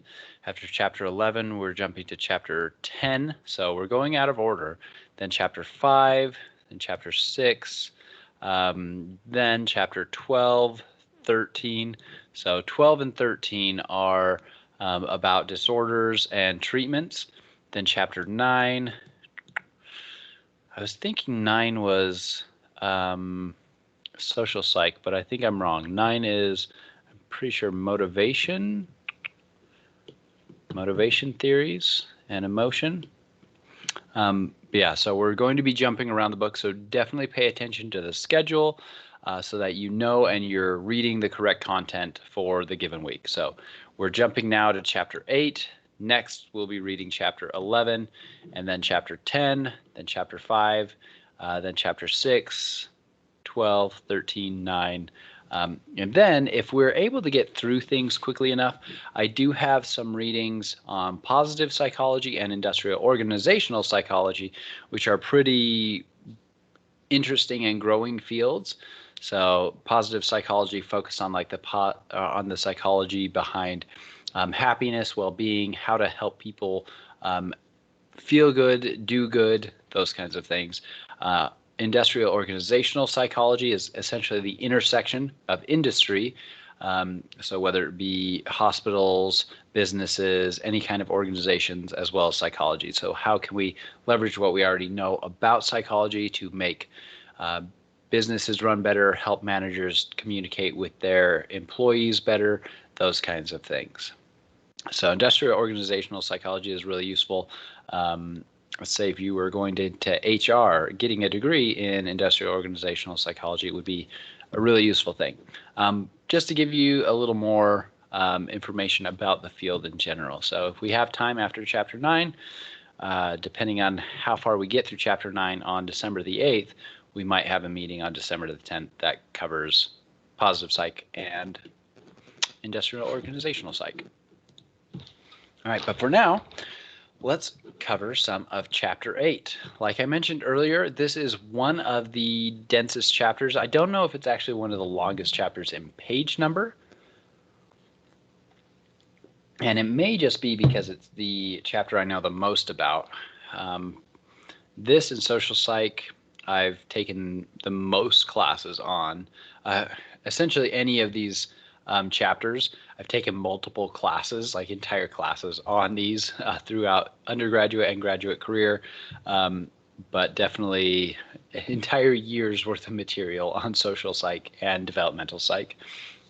So maybe I just feel like they packed a lot in because I know a lot more there. So just as a reminder, basically the slide will come up a lot of times. After this meeting, make sure you're getting in contact with your groups. You're working outside of the group or outside of class in these groups. You can meet here on Microsoft Teams. So you can come and just have a meeting in the general area. Say, hey, send emails, say, hey, we're going to meet in the general meeting area at 4 o'clock on Thursday afternoon. Figure out what works for everybody. You can meet synchronously. You can start creating your slides synchronously in things like Google Slides, because that one is one that lets you work at the same time. You also all have access to Microsoft PowerPoint online. Essentially the same place you look at your Outlook email. There's a little menu option. I don't have Outlook email opened right now, otherwise I might show you. But click the menu option, you can click PowerPoint, you can create a PowerPoint that way. You can download LibreOffice, which is free, and save the file in the LibreOffice slides into like a Dropbox and everybody can work on it. essentially, there's a lot of ways to do it. There's no one right way. Just figure out what works for your team. Communicate. That's one of the biggest things, is communicating with your team. All right. So development. In developmental psychology, we take the lifespan perspective. And so what that means is that development is happening continuously all the way from conception all the way to death. So development itself is just a pattern of change or movement over time. So development is this time between here and here. Development is also the time between here and here. Development is also the time between here and here. So development is the change that is happening over time. So the development of the neurons, development of memories, development of friends, in development of understanding of social roles, development of identity. All these things go into the study of development. So why is it important or useful to you specifically? So not as a rhetorical question, but I do hope I get a couple responses in the chat or just people shouting out on their microphone. Why is it important or useful to you as a person individually to study development throughout the lifespan? So not just as children, not just as late adults, not just at the age you are currently. Why is it important or useful for you to study development through the lifespan?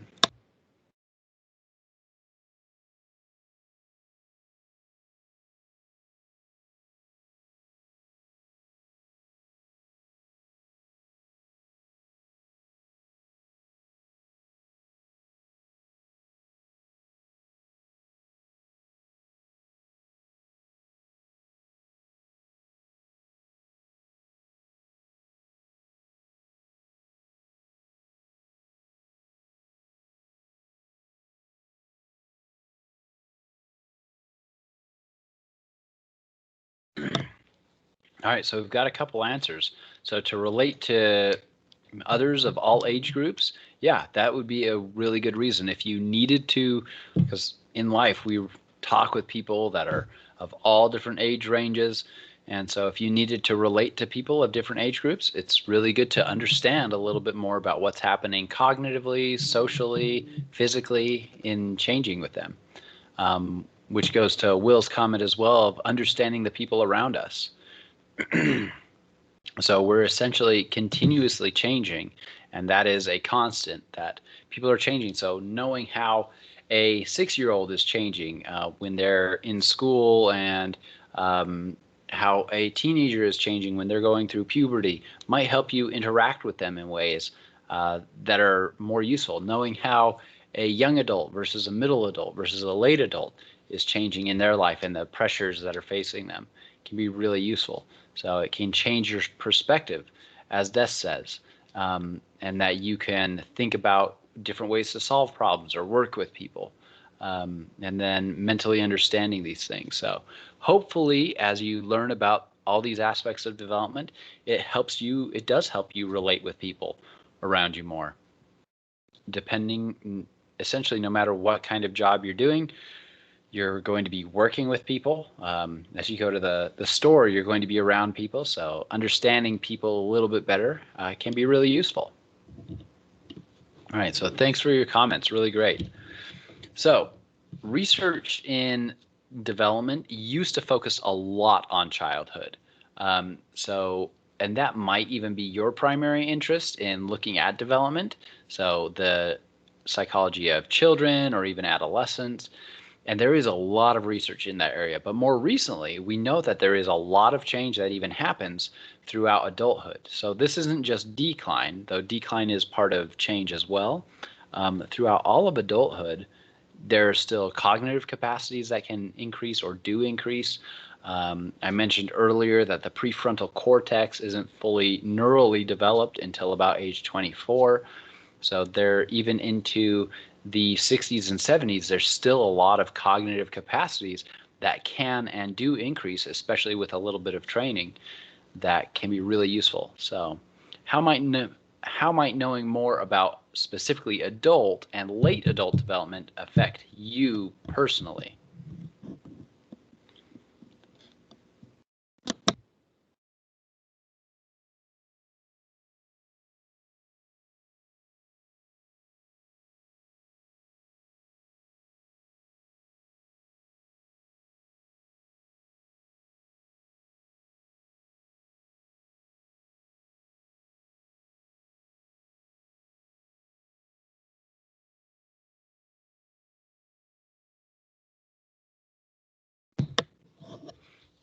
A good comment from Richard. Hopefully, there's still room to grow. Yeah, there definitely is.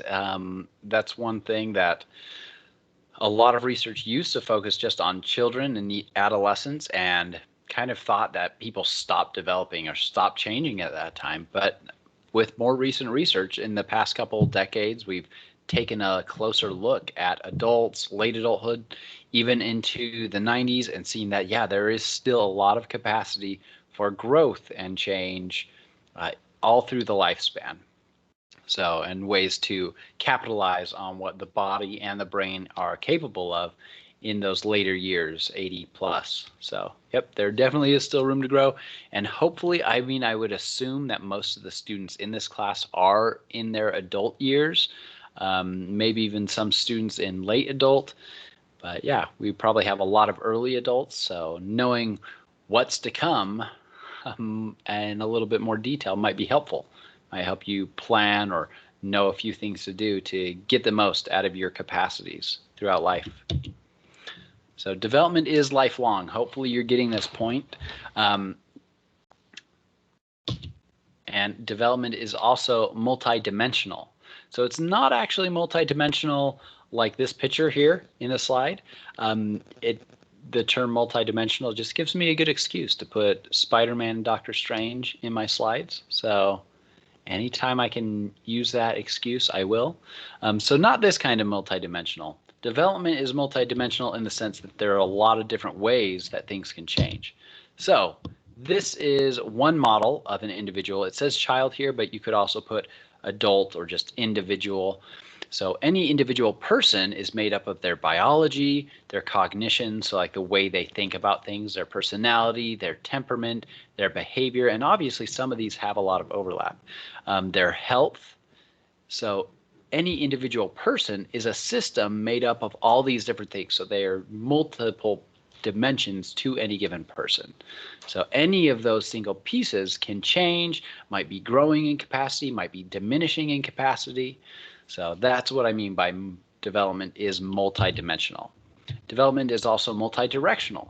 Depending on the time of life, just like the many deciduous trees in spring, they're growing. Summer, they might be growing. Fall, right now, I see a lot of trees turning red on the mountains.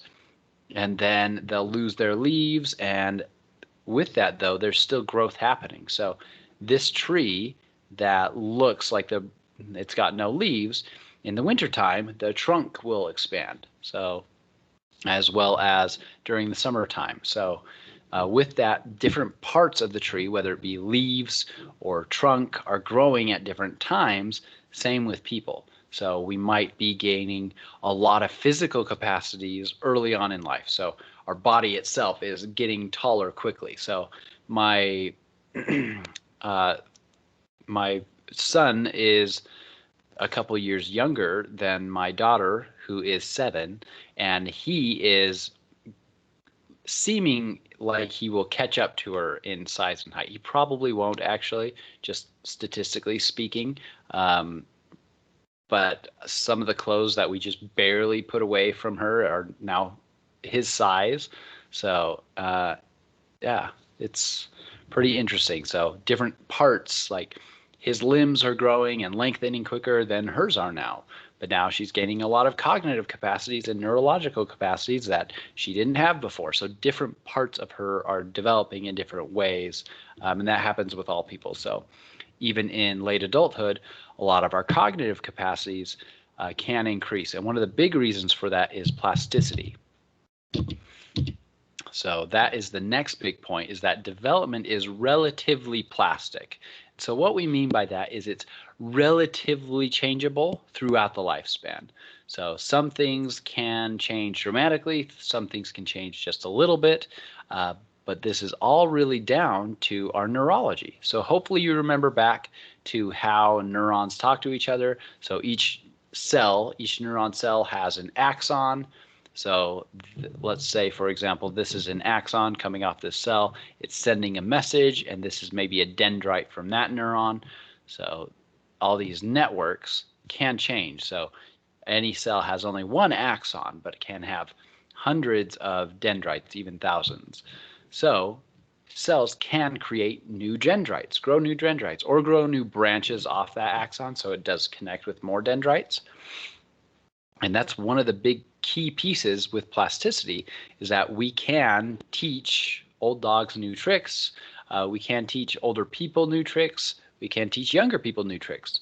A lot of cognitive development is very plastic. Physical development is relatively plastic. So if you like flash cloned a person, so you flash cloned me, for example, right now, and so there's two me's sitting next to each other, and one had a really healthy diet, one had a more unhealthy diet. I don't know why I'm the one with the unhealthy diet, probably because I know my diet. The one with a healthier diet would probably have different physical capacities than me, right? It might even affect their epigenetics a little bit differently. So, but that's plastic, right? That other me, the one that has the unhealthy diet, I could change my diet, right? So I could also do other things that change the way organs process the fuel I give it, things like that. So one really good example is that older adults can learn a lot of new cognitive skills even into late adulthood. And almost everything can change to some degree at every point in life. So skeletal growth, for example, depending on what you're eating or doing, or if you're exercising, that might be more dramatic or less dramatic. So it's what you can do to make your skeleton grow, for example, is a little bit plastic or rubbery or movable, changeable.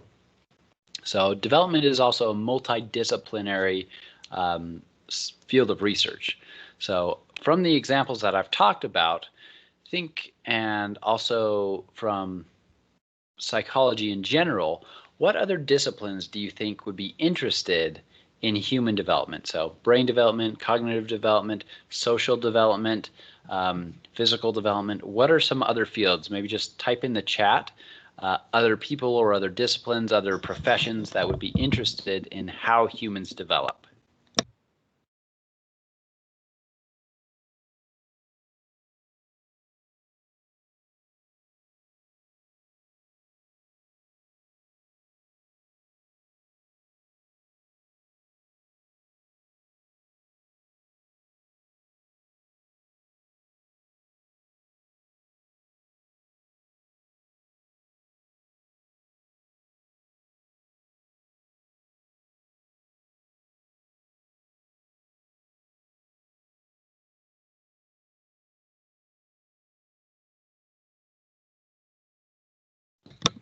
Coaches are a good example. They're definitely interested in how people change over time, for sure.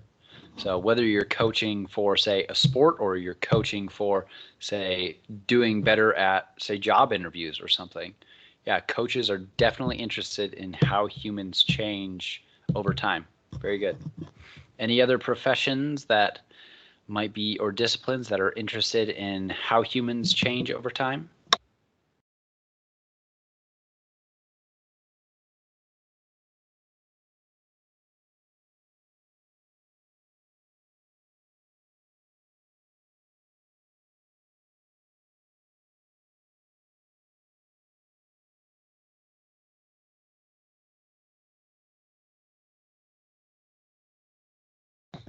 It's not a trick question.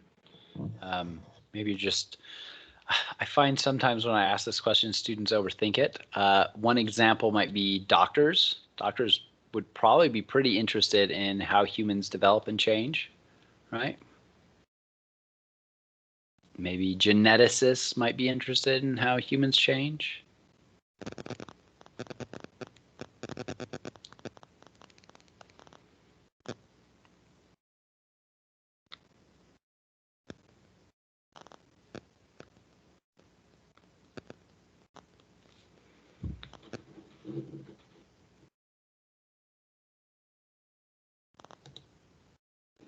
All right. Well, the point here, hopefully you are thinking of a couple different disciplines that might be interested in human development: coaching, doctors, sociologists, anthropologists, neuroscientists. All of these people are really interested in how humans change over time.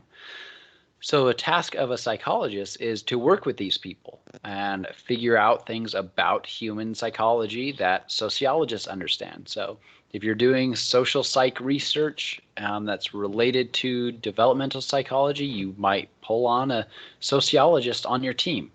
If you want to know about how human history has affected the development of humans, an anthropologist might be really useful. A neuroscientist might be really useful in understanding the neurology of why we do pro-social things. That's an example that's relevant to me. Stephanie Preston is far more knowledgeable than me in genetics and neuroscience. And one of the main things that she studies is altruism and pro-social behavior in animals. A lot of times mammals, but also other animals too that are outside of the mammal family. But the things that she learns are relevant to the findings that I have. So we haven't actually collaborated on a project like together, but her work has influenced what I have done, right? So it's multidisciplinary. A developmental psychologist has to be talking to doctors of medicine, neuroscientists, things like that. Coaches in many cases, especially because a coach would be someone who would be implementing any kind of intervention. So if your research says that X, Y, and Z would help for coaching, you'd want to get coaches to try X, Y, Z and give you feedback and see if it's actually working. So development is a multidisciplinary thing. Development's also contextual. So you might recognize this little piece of this model as the individual and how the individual is multidimensional. Other dimensions are broader contexts. So right now, while we're recording this and doing this, there is literally a presidential debate going right now. So with that, that is relevant to things, the policies that they might be talking about. Hopefully they're talking about policies that they will implement to improve things like schools, right? And the broader society, it might have impacts on that. Maybe in the next few days, you'll see a lot of posts from people or tweets and things about the debate. So it's going to change the society that we live in. So these are the broader contexts to our individual lives, right? These things outside of us, the culture of the United States is different than cultures in other places, right? So these contexts, these broader settings, so another word for context is setting. These broader settings affect the school that we're going to, affect the social networks that we have, affect maybe our relationship with our parents or our relationship with our children, our work.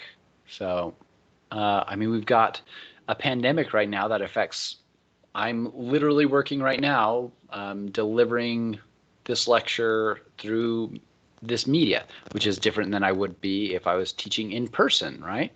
So that is a change. And so all these changes affect our development, have us doing different things. I've learned, I mean, I was certified to teach fully online before this, so I knew a lot of different tools, but I have learned and mastered more tools since this. So I have developed or changed to use online tools in different ways than I knew before. So that's development too. And it's because of broader context affecting our lives. So family, school, peer group, your church, your city, your neighborhood, these are all broader settings that can affect individual development. It might, any one of these, maybe your city has a big effect on your health. Maybe your water, for example, maybe your water is good or bad, and that might affect your health, which might affect your personality or your temperament, right? So a lot of these things are connected to one another. That's why in this model, there's all these bidirectional arrows, because one thing can affect the other and then re-affect that first thing. So history, culture, and place and time are also context. So development also involves the study of growth, which I think is pretty understandable. We generally know, hey, developing, we usually think of that as growing or changing in kind of a positive way, but it also is maintenance and regulation of loss. So for an elderly person, they might be losing their sight. Or for me, it happened when I was like 16. I've got bad eyesight ever since then. It'll probably get worse as I get older too. So that regulation of that loss is part of development too.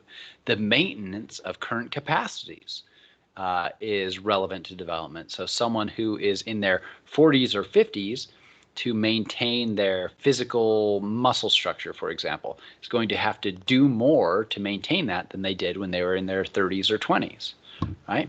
So all of that is related to development, and they're all connected to nearby forces, the people we interact with every day, as well as outside forces like the communities that we live in and the broader context. So in some ways, development is all the things.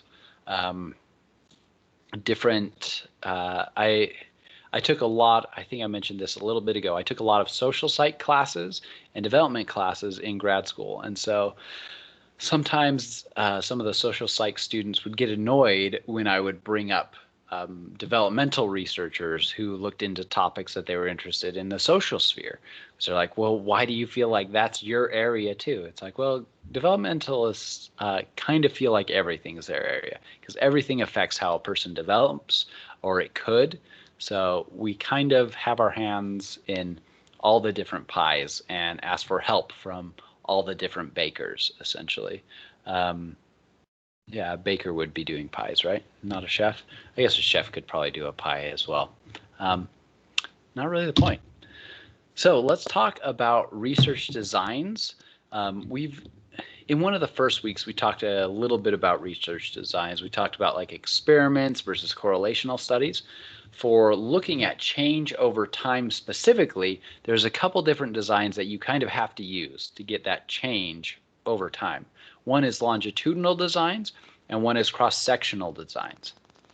So for a cross-sectional, you would take different groups of people at different ages at one point in time. So let's say tomorrow morning I go to an elementary school, a middle school, and a high school, and I give all those groups of students the same kind of survey. So let's say I get 7-year-olds, 13-year-olds, and 17-year-olds. So I get data from 7, 13, and 17.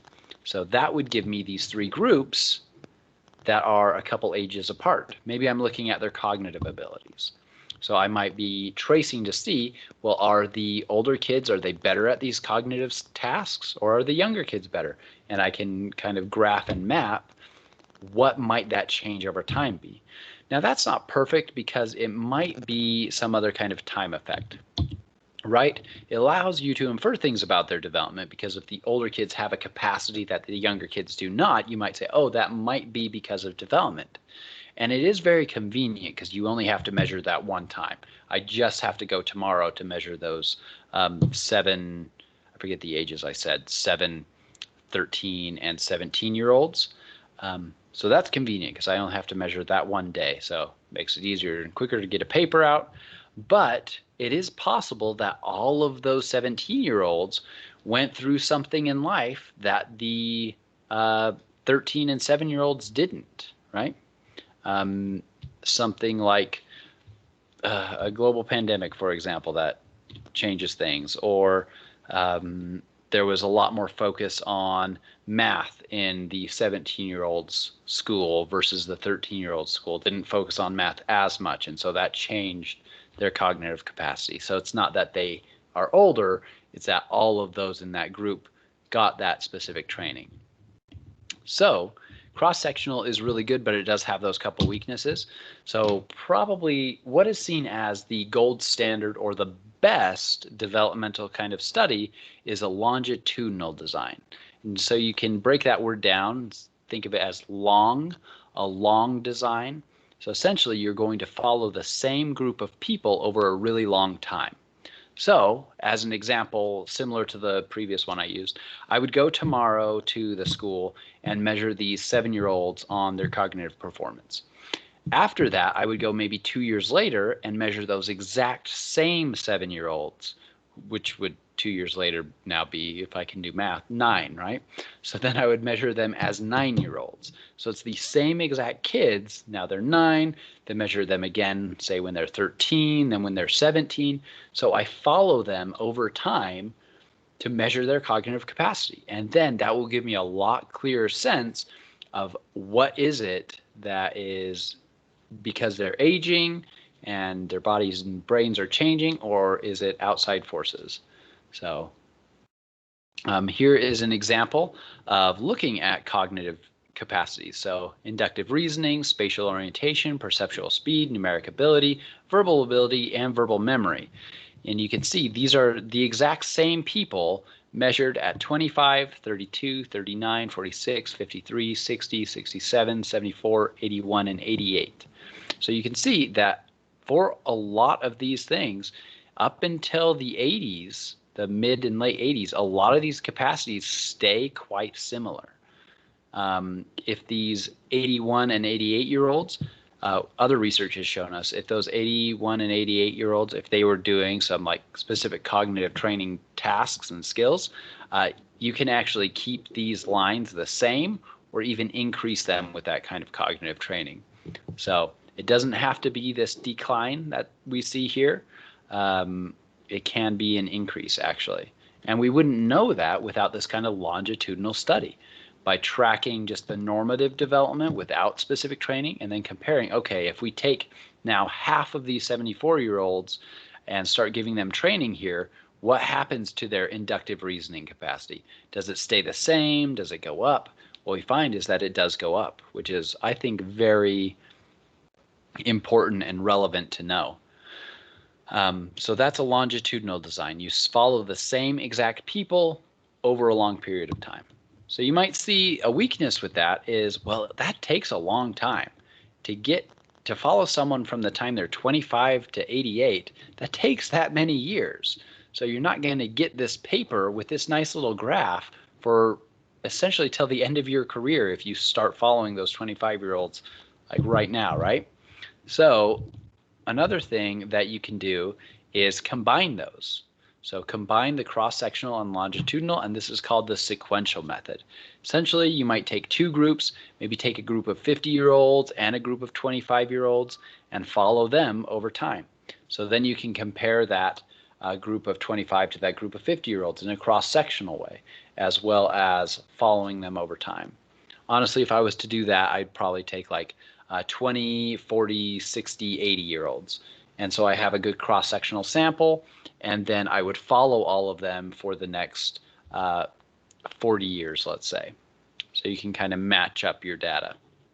So that's a really good way to do it. So you get some developmental data immediately, as well as that longitudinal data from following them over time. So cross-sectional, separate groups of different ages, like the 7-year-olds, 13-year-olds, and 17-year-olds. Longitudinal, you follow those 7-year-olds all the way to when they are 17. And then sequential method, you would take a group of 7-year-olds and 13-year-olds, follow them until the 7-year-olds are now, say, like 14 or something. All right. So the nature of development, when we're talking about developmental research, we oftentimes, especially in the textbook, we break it up into biological processes, cognitive processes, and socio-emotional processes. But none of these are happening by themselves. So biological is things like the growth of neurons or the growth of bones. Cognitive processes are how we process information, intelligence, things like that, how we process language. Socio-emotional process, how do we develop friends? How do our friend groups later become romantic partner-seeking groups? Those kinds of things. So development affects a lot of those because, as an example, the looking for friends versus looking for partners, that is going to be affected also by biological processes. Like after puberty, that's going to be a lot more likely, right? So these aren't completely separate things, even though in talking about them, sometimes we kind of separate them off. It's a thing that we do just as humans, is kind of put things into categories. You've got algebra, you've got geometry, you've got calculus, even though in a lot of ways there's a lot of overlap between them, right? So biological processes, nutrition, motor skills, hormone changes, the genes that you have, these are all biological processes. Cognitive, we've talked about thinking, memory, problem solving, intelligence, the way you perceive the world. Socio-emotional, emotions, obviously, and emotional development. So how do you develop empathy for someone, or as an example? Personality development, relationships, how do we relate with other people, whether it's one-on-one, siblings, how do sibling relationships change over time?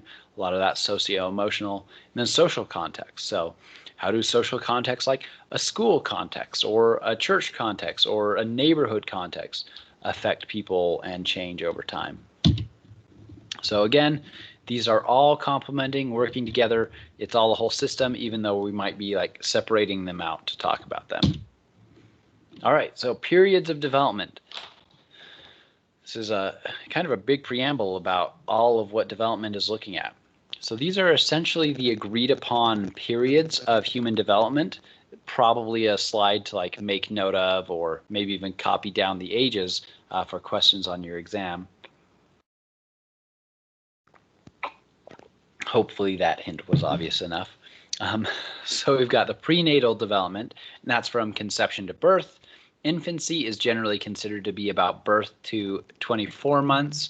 Early childhood is about 2 to 5 years. Middle to late childhood is considered about 6 to 11 years. Then adolescence is where we start getting a little more disagreement. So a lot of research is on middle to late childhood and earlier. So there's tons of research, and so essentially researchers have pretty clear standards of what is prenatal. I mean, prenatal is obvious, it's before birth, so there's not really any disagreement there. But like infancy, early child, middle and late childhood, there's pretty clear lines there that researchers have set. Some researchers will put the beginning of adolescence as early as age 10. Some people will put it as late as age 13. And then it ends at about 18 or 19. Early adulthood is about the 20s and 30s, or early 30s. Then middle adulthood is generally seen as about 35 to 65. Then late adulthood is about mid 60s to death. So different researchers split that up a little bit differently, but for your exam questions, for example, these are the times and ages that we'll use. So there is another area, slightly controversial period of development between about age 18 to 25. That's called emerging adulthood. And so what emerging adulthood is, it's characterized by more identity exploration, more instability, more focus on the self, and feeling, this is the biggest thing, is that people who are experiencing emerging adulthood feel kind of in between adolescence and adulthood. They might be like this person, they've got their PhD, but they still live at their parents' house. They have their model car that they built when they were 5, but they are also a professional, right? So they feel in between. Are they an adolescent? Are they an adult? And this is about the ages between 18 to 25. An interesting feature of this is that it's really only seen in a lot of Western countries like US, Australia, and many European countries. So some aspects of the cultural context probably influence that. Some aspects of the society at large, so the capitalist society, is probably impacting that as well as the schooling available. So being able to go to college, for example. So this is one where, depending on who you talk to, emerging adulthood exists and is something that should be looked at. Some researchers say no, since it's not actually experienced by everyone in the world, we shouldn't have it as a period of development. As for me, I say, well, if it is seen in these countries, then it is an experience that a lot of people are having. So it's useful to look at it as emerging adulthood, but understand as well that, well, it's not happening everywhere. We wouldn't necessarily call it a whole period of development unless everyone was experiencing it. So I'm kind of in the area of, we shouldn't like add this to this diagram I just had a minute ago. But maybe we should break up early adulthood into more specific categories. Maybe the early 20s versus late 20s, early 30s as different time periods, and that in some places, emerging adulthood is a common experience. So it's kind of where I stand on that. So some issues in development that you might have heard of before are nature versus nurture, stability versus change, continuity versus discontinuity, and early versus later experience. So I think most people have heard of nature and nurture and early and later experience. So when we're talking about the issue of nature and nurture, we're talking about nature being development being dependent on biology. So what in our development, what in our change over time is dependent on our biology, on our genetics, on our change of physical, mental, well, changes in the physical structure of the brain that then changes your cognitive capacity. Or what's nurture? What's dependent on the environment, how parents raised you, what kind of schools you went to, what kind of friends you had, those kinds of things. So in the chat, let's vote really quick. Just put like a one-word answer. Do you think that development is mostly based on nature, or do you think that development is mostly based on nurture? So just in the chat box really quick, just put one word, nature or nurture.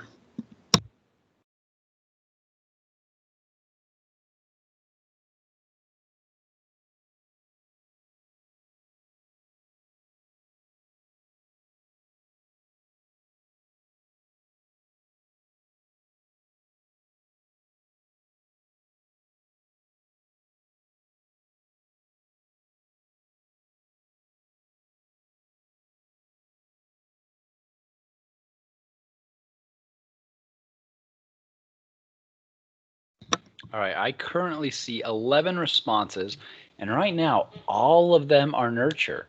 So all the nature people must not be commenting today.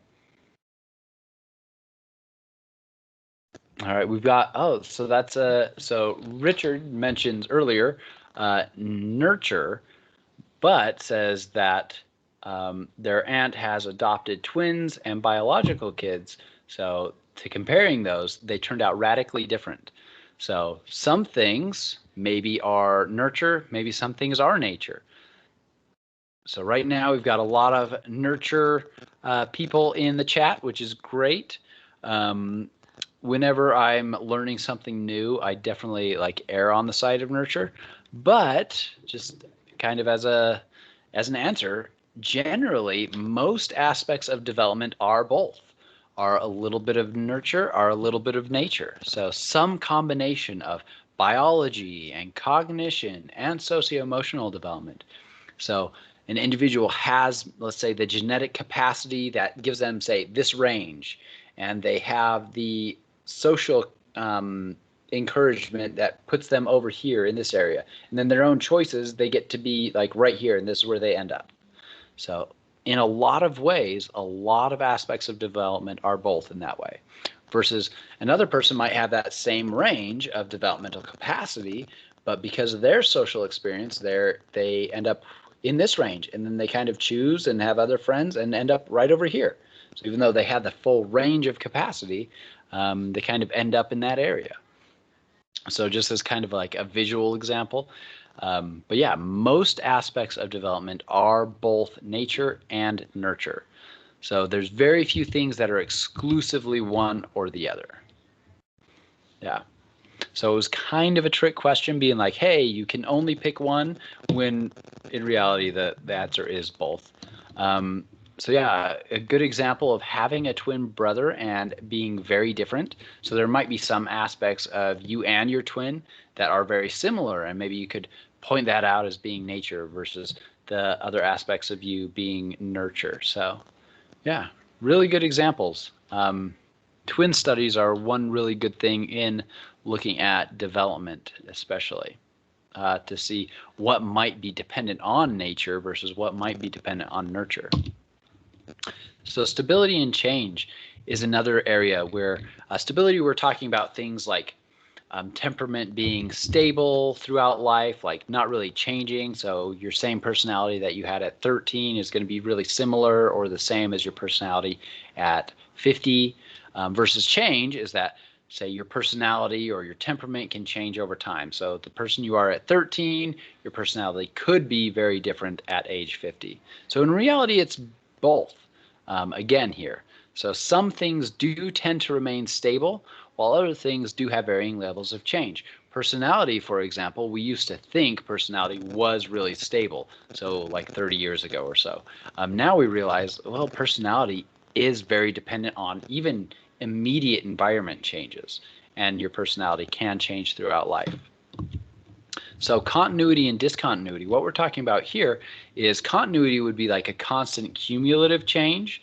So let's say for human growing size-wise, like height-wise, a continuity would be like you grow 0.5 millimeter every day. That would be an example of continuity.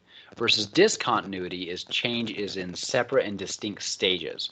So talking about the physical growth of a person, discontinuity example would be that in any given month, and a child doesn't grow like 28 days of that month, but then over the course of 2 days, they have a growth spurt where they jump up an 1.5 inches.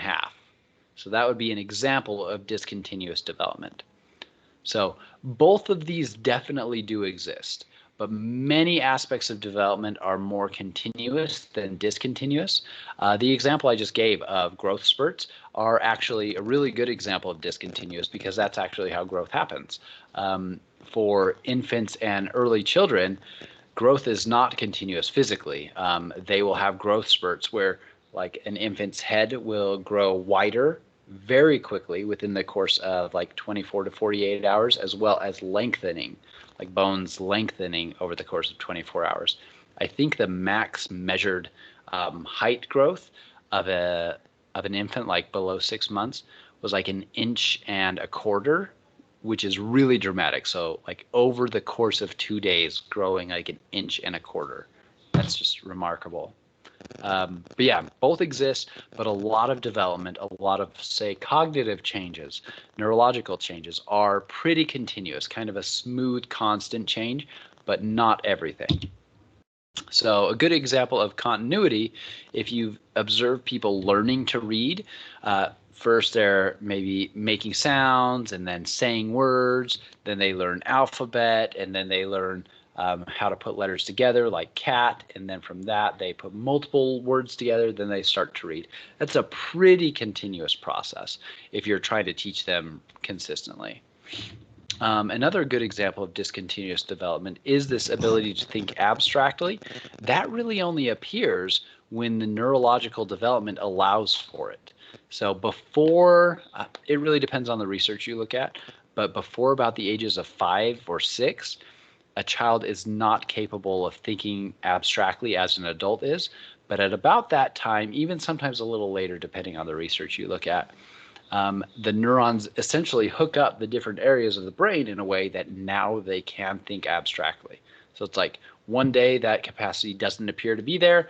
The next day, enough of the brain is wired up that now that capacity to think abstractly exists. So good example of discontinuous development. So early and later experience. Early experience is thinking, well, are the first 5 years of life more important, or are the last or our later experiences in adolescence and early adulthood, are those more important to development? So well, I did just show it really briefly because I thought I had the question there. What do you think here in the class? Do you think the first 5 years of life are the most important to your development, or do you think that later experiences, like in your teenage years or early adult or even middle adult years, are more important for development? So you could just say early or late in the chat box.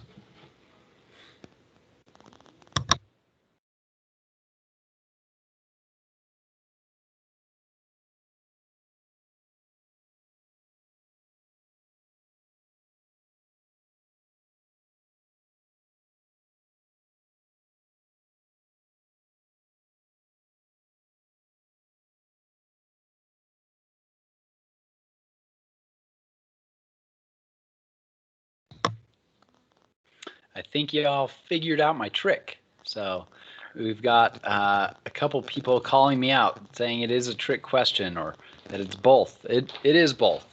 So depending on what you're talking about, early experience is most important, but depending on other things that you're talking about, later experience is most important. So yep, it's definitely both again.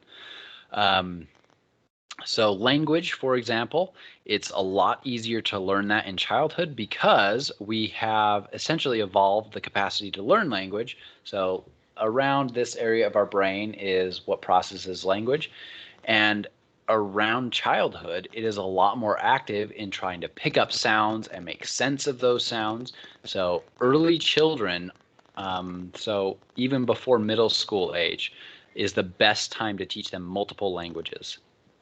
So before this whole pandemic, we had my daughter in dual immersion classes. But since my partner and myself don't speak any other languages, we really could not continue the dual immersion here at home. We tried because it's the best time for her to learn multiple languages. But we didn't have the capacity to teach that. So if anyone has any good resources for like 6 or 7-year-olds to learn other languages, definitely email them to me. That would be great. But yeah, language, we can learn better in childhood. Our brain is programmed to do that evolutionarily. But secure attachment in the second decade of life can change and alleviate problems brought about by lacking that secure attachment in first decade of life. So this is an example. You might need to know a little bit about attachment before understanding it. Attachment is one thing that's often studied in children, how attached a child is generally to their primary caregiver, which tends to be in studies their mother. So how securely are they attached? They feel like they're comfortable with their parent. Can they use that parent as a secure base and then go and explore? Will they come back to that parent? Will they be sad if the parent leaves and then happy when they return? Yep, and that's definitely true. That people who know more than one language can much more easily pick up new ones. So especially if you know any language that they have like core roots that are similar. So like Spanish and French and Italian, they all have a lot of similarities because they come from some of the same root languages. That makes it even easier too.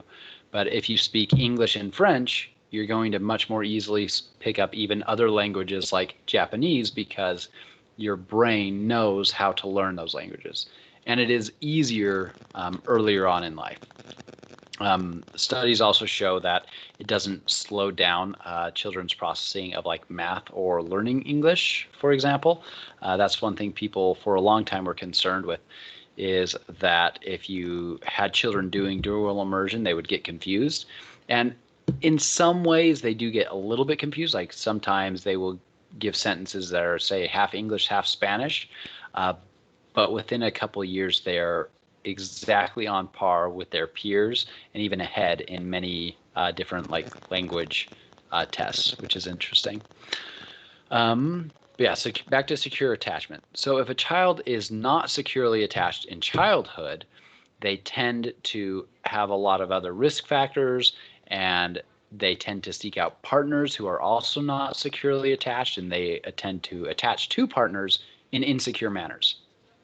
So with that, if you're, say, 25 and you never did have a secure attachment to a parent or a caregiver, you can learn a new secure attachment. Probably at 25, it would probably be with a partner. So if they had a secure attachment with their parent, you could then learn a secure attachment with them. And then you can now, for the rest of your life, be a person with secure attachments. So, and that can alleviate a lot of the problems that might have been caused by not having that secure attachment from childhood. So a good example of later experience having a big impact in a lot of different ways. So you can think of another model to think about development over the lifespan is the developmental cascades model. So you've got a cascading waterfall here that maybe genetically your predisposition is for maybe some negative outcomes. I don't know. You can imagine kind of anything. Any kind of negative thing that you could think of versus positive thing. So let's say, my mind keeps going back to language since we were just talking about that, but it doesn't really fit this example perfectly.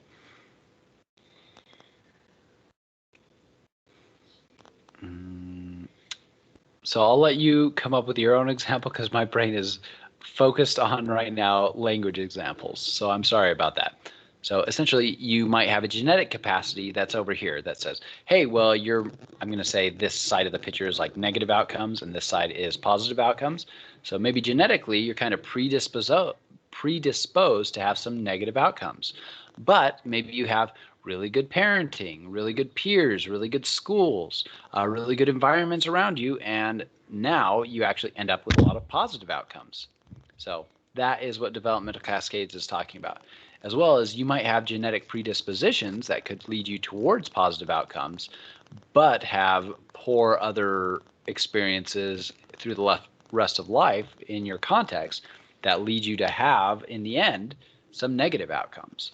So developmental cascades is the idea that any given capacity has a little bit of plasticity with it, that even though you might be genetically predisposed to be somewhere over here in negative outcomes developmentally, you have other features throughout your life that can lead you over here. That's what this Plinko board also does. If you've never seen Plinko, basically you drop a little ball and it hits these little pegs and it can bounce on, say, a high scoring place or a low scoring place. So maybe over here is positive outcomes, over here is negative. You might start off over here, but because of a variety of contexts, you end up all the way over to the positive outcomes. You might start off over here and leave all the way over here to the negative outcomes. So this goes back to those ideas of plasticity, how things can grow and change continuously and discontinuously. So people can change in a lot of different ways throughout their lifespan. So questions about these big, broad ideas that we've talked about. So things like nature versus nurture, developmental cascades, multidimensionality, even the research methods, longitudinal, before we jump into stuff about like starting at the prenatal period and going through the lifespan. So questions about things like this.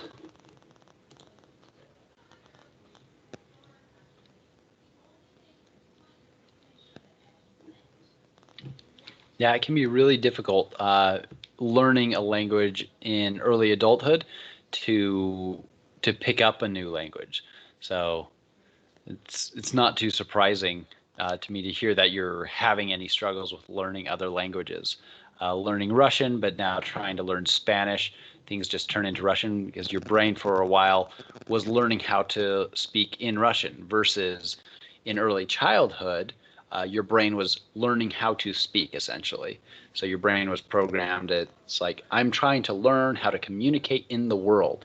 And if you're getting multiple languages at the same time, the brain will be like, okay, I can communicate this way, I can communicate this way, or I can communicate this way. Versus in early adulthood, our brain has lost a lot of that capacity to learn new languages. And so we're now learning, okay, how do I learn Russian, from your example? And a lot of the things that you learn for learning Russian aren't necessarily going to translate for Spanish. Probably would have been a little bit easier if it was like Spanish and French, or French and Spanish, or Italian, those together. But yeah, a lot of those rules that you had to learn and the way you had to learn Russian isn't the same as a child learning 3 languages at the same time. So thanks for that example. It reminds me of another example. One of my cognitive psych professors, he was actually French, and his wife was, I believe, Ukrainian. And then they lived in the U.S. So when he was with the children, he always spoke French exclusively to his children when he was alone with them. When the wife was alone with them, when their mother was alone with them, she only spoke, I believe she spoke Russian and Ukrainian, but I think she was speaking only Ukrainian to them when she was alone with them. And then when their whole family was together, when both parents were together, they would speak English. So these children, just from the time they were born, and because he was a cognitive psychologist, he knew about learning languages, they were trilingual, French, Ukrainian, and English. It's pretty neat. So any other questions to clarify about any of these big ideas in development that we've covered?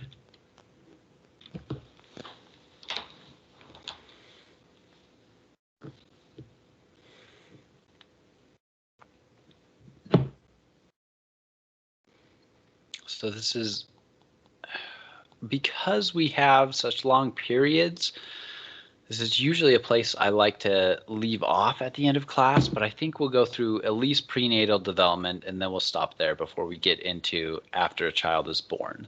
So your book goes into a lot of detail on different times within prenatal development. You don't need to know that much detail as even your book goes into. But do know things like the germinal period, embryonic period, and fetal period, and about the time span that they are. So germinal, about 0 to 2 weeks, embryonic, about 3 to 8 weeks, and fetal period is about 9 weeks all the way up to the birth. So, and then kind of what's happening in each of those periods, so like have a sense of what, say, risk factors or teratogens might be affecting. So that germinal period is that first 2 weeks after conception. So it's the fertilization of an egg, which is now called a zygote. Cell division is beginning. So rather than it's becoming multicellular, it's implanting into the uterine wall. So essentially, this is the process that's happening over those first 2 weeks. After that, you've got the embryonic period. So it's about 2 to 8 weeks after conception. Now you would call the multicellular organism, you would call it an embryo at this point. So the organs are starting to develop, things like stomachs, eyes, brains, spinal cord. You can see even here that you've got forebrain, midbrain, and hindbrain, and then spinal cord starting to develop. And here you can see a lot more detail about like those 4 weeks, 8 weeks, and 12 weeks. So your book does go into more detail than I hope you just understand a little more broadly, but the detail can be really interesting and really useful as well. One of the big keys here is that because the organs are starting to develop, it's no longer just multicellular. You've got brain organs, you've got eyes, you've got stomachs, bones. All these kinds of structures are starting to develop. In the embryonic period, a embryo is really susceptible to environmental influences called teratogens. And this can be really difficult because a person might not know that they're pregnant until after the embryonic period. So this goes all the way to 8 weeks. So a person might not find out until in the embryonic period or even to the beginning of the fetal period. It's possible that they wouldn't know till that point that they're even pregnant. But at the embryonic period, this is one of the critical points where outside toxins can influence the developing embryo. So fetal alcohol syndrome, for example, if a person doesn't know that they're pregnant and they're drinking a lot, they could lead to those substances affecting that embryo negatively for the rest of its development. So an example of a biological factor being affected by the context. And then the fetal period starts at about 2 months and lasts to about 7 months. So it's broken down again in more detail. So one thing I think is, did I put it here? Yeah, the thing I think is the most interesting, again, there's a lot of interesting features about the fetal period, but one of the things I find most interesting is the development of the brain across the prenatal period all throughout the lifespan, really. So here you've got the brain developed at 29 days. I think this says 30 days. It's not really a clear picture. I should go and find a clear one. 52, looks like maybe 60 days or so. 79, 20 weeks. So we've got a child's brain, well, an embryo's and then a fetus's brain developing. And I just think it's fascinating to look at over time. And then we've got young child, teenager, adult here. And you can see there's a lot of similarities here versus at 9 months, it's quite a bit less wrinkly and complex as it becomes by the time they're even a young child. So the brain is really susceptible to a lot of these teratogens, and so it's really important. Another thing I find really interesting is that about 24 weeks is where you see some of the first connections that are similar to what we see in adult conscious thought. So like the prefrontal cortex activating. You see the first kind of sparks of that at about that time, which I think is really neat. So, yeah. So at 5 weeks, so as you can see here, there's tons of new neurons being developed in these early stages of prenatal development. But between early childhood and teenager years, you can see there's not a lot of physical growth, not a lot of new neurons being developed or moving to new places. So that's another example. We had that tree, multi-directional growth. So brain size, neurons themselves are growing, but once you get to be an early child, you're not really adding more neurons after that point. So this is what I was mentioning, between week 23 and 25, connections between neurons are forming, and you can see the first kind of sparks of neurons kind of talking to each other and doing things that look similar to what conscious awareness looks like in humans. I mean, yeah, it's obviously you can't take a 23-week-old prenatal child and say, hey, do you have conscious thought? But like this, I just find it fascinating. Those kind of sparks are starting to be there. So interesting. It makes me wonder, like, how aware is that being of at that point, or is it like, yeah, it's cool. So connections and neuron specification happen up to about 2 years old. So there's still a lot of neurons being created from stem cells and being moved to places and then connecting up with other neurons, even up to 2 years of age. But then after that, there's very little. There's very little neurons that are going to be moved around in the brain, new ones being grown from stem cells. It looks like there might be only a couple areas of the adult brain that can still grow new neurons from neural stem cells. So teratogens, again, that's anything that can cause a birth defect or negatively alter the cognitive or behavioral outcomes of a child. So fetal alcohol syndrome, the alcohol is an example of a teratogen, a thing that can cause a birth defect. So dose is important here. The greater the dose, the greater the effect. So someone who's pregnant has a drink when they're 6 weeks pregnant and has 1 drink versus 20 drinks, that's going to make a lot bigger difference, the 20 drinks versus the 1. Genetic susceptibility as well. Is the pregnant person's embryo's genotype susceptible or not to whatever teratogen? And then the time of the exposure. Is it within that embryonic period where a lot of teratogens can cause a lot of harm, or is it halfway through the fetal development? So like 3/4 through the pregnancy or so. And then they're less likely to have an impact then. So alcohol is one that we've talked about a lot. Essentially, the guidance is don't use alcohol when pregnant. Caffeine, there's not as much study on high levels of caffeine intake for pregnant people. So the U.S. Food and Drug Administration does recommend sparing or no use of caffeine, though, during pregnancy. Obviously, talk to your doctor as well if you're pregnant. Nicotine, the recommendations here are not to use it. It increases the risks of SIDS, which is sudden infant death syndrome. Does seem to be correlated to ADHD or increased rates of ADHD, fetal and neonatal death. So cocaine is the recommendation is no use of cocaine. Essentially, it quickly crosses the placenta to reach the fetus and can lead to young children that are already addicted to cocaine, and that can be really difficult for their growing brains to then get rid of the cocaine and to go through those withdrawal symptoms and then start developing after that. So marijuana seems to be related to low birth weight and the likelihood of needing a NICU. But again, there's not a lot of studies on this. A lot of this is self-report. You're not going to take 2 groups of women and give one cocaine or marijuana and then the other group of pregnant people nothing, right?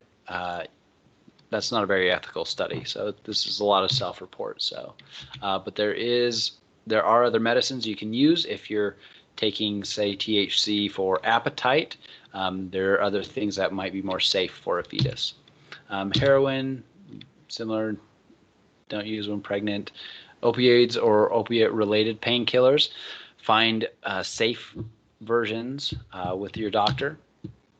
All right, so that is prenatal growth. One of the main things I want to get across is those teratogens, and that there are specific differences of what's happening between the germinal, embryonic, and fetal periods. So embryonic is when a lot of these teratogens can have a really big impact. Fetal development, a lot of that is finishing up of body being created and a lot of brain development there. So some kind of big overviews of what I want you to know from those times. All right, so that took a little longer than I expected, but any questions about those, about prenatal development up until we will talk about the growth in infancy next time? Feel free to email me as well after. I know we talked about a lot of different topics today. We talked about drug use and how it affects brain. We talked about drug use and how it affects the brain of a developing child, a developing fetus and embryo. We talked about hypnosis, meditation. So if there's any of these topics you wanted to get a little more information on, feel free to send me an email. Be like, hey, I'm looking at this for my question paper. I'm having a hard time finding information. Can you send me a source or something like that? I would be happy to do that. Some students have even sent me their ideas of like, I wanted to write this as a question paper. Is that sufficient, or would that be a good idea? So that's fine too. The periods of development slide, yep, I definitely can do that. There we go. Yeah, and everybody should be able to download all of these slides in Canvas as well. So you can, as you take the exam, you can even have the slides open and just have a note written down, be like, oh, on this question, I need periods of development, and then you can even go to it. Because I don't expect you to have memorized like this specific detail. Hopefully you know generally like adolescence, somewhere around 10 to 13 to about age 18 or 19. And then we talked about how, well, there's some disagreement there, right? So hopefully you remember some of those concepts. All right, well, everybody have a great rest of your week. Don't forget to get Chapter 4 Smart Book done before midnight tonight if you haven't already done it. And definitely get a head start on reading through Chapter 8 because there is a lot of material. And hopefully you'll find a lot of useful stuff in it. Have a good night.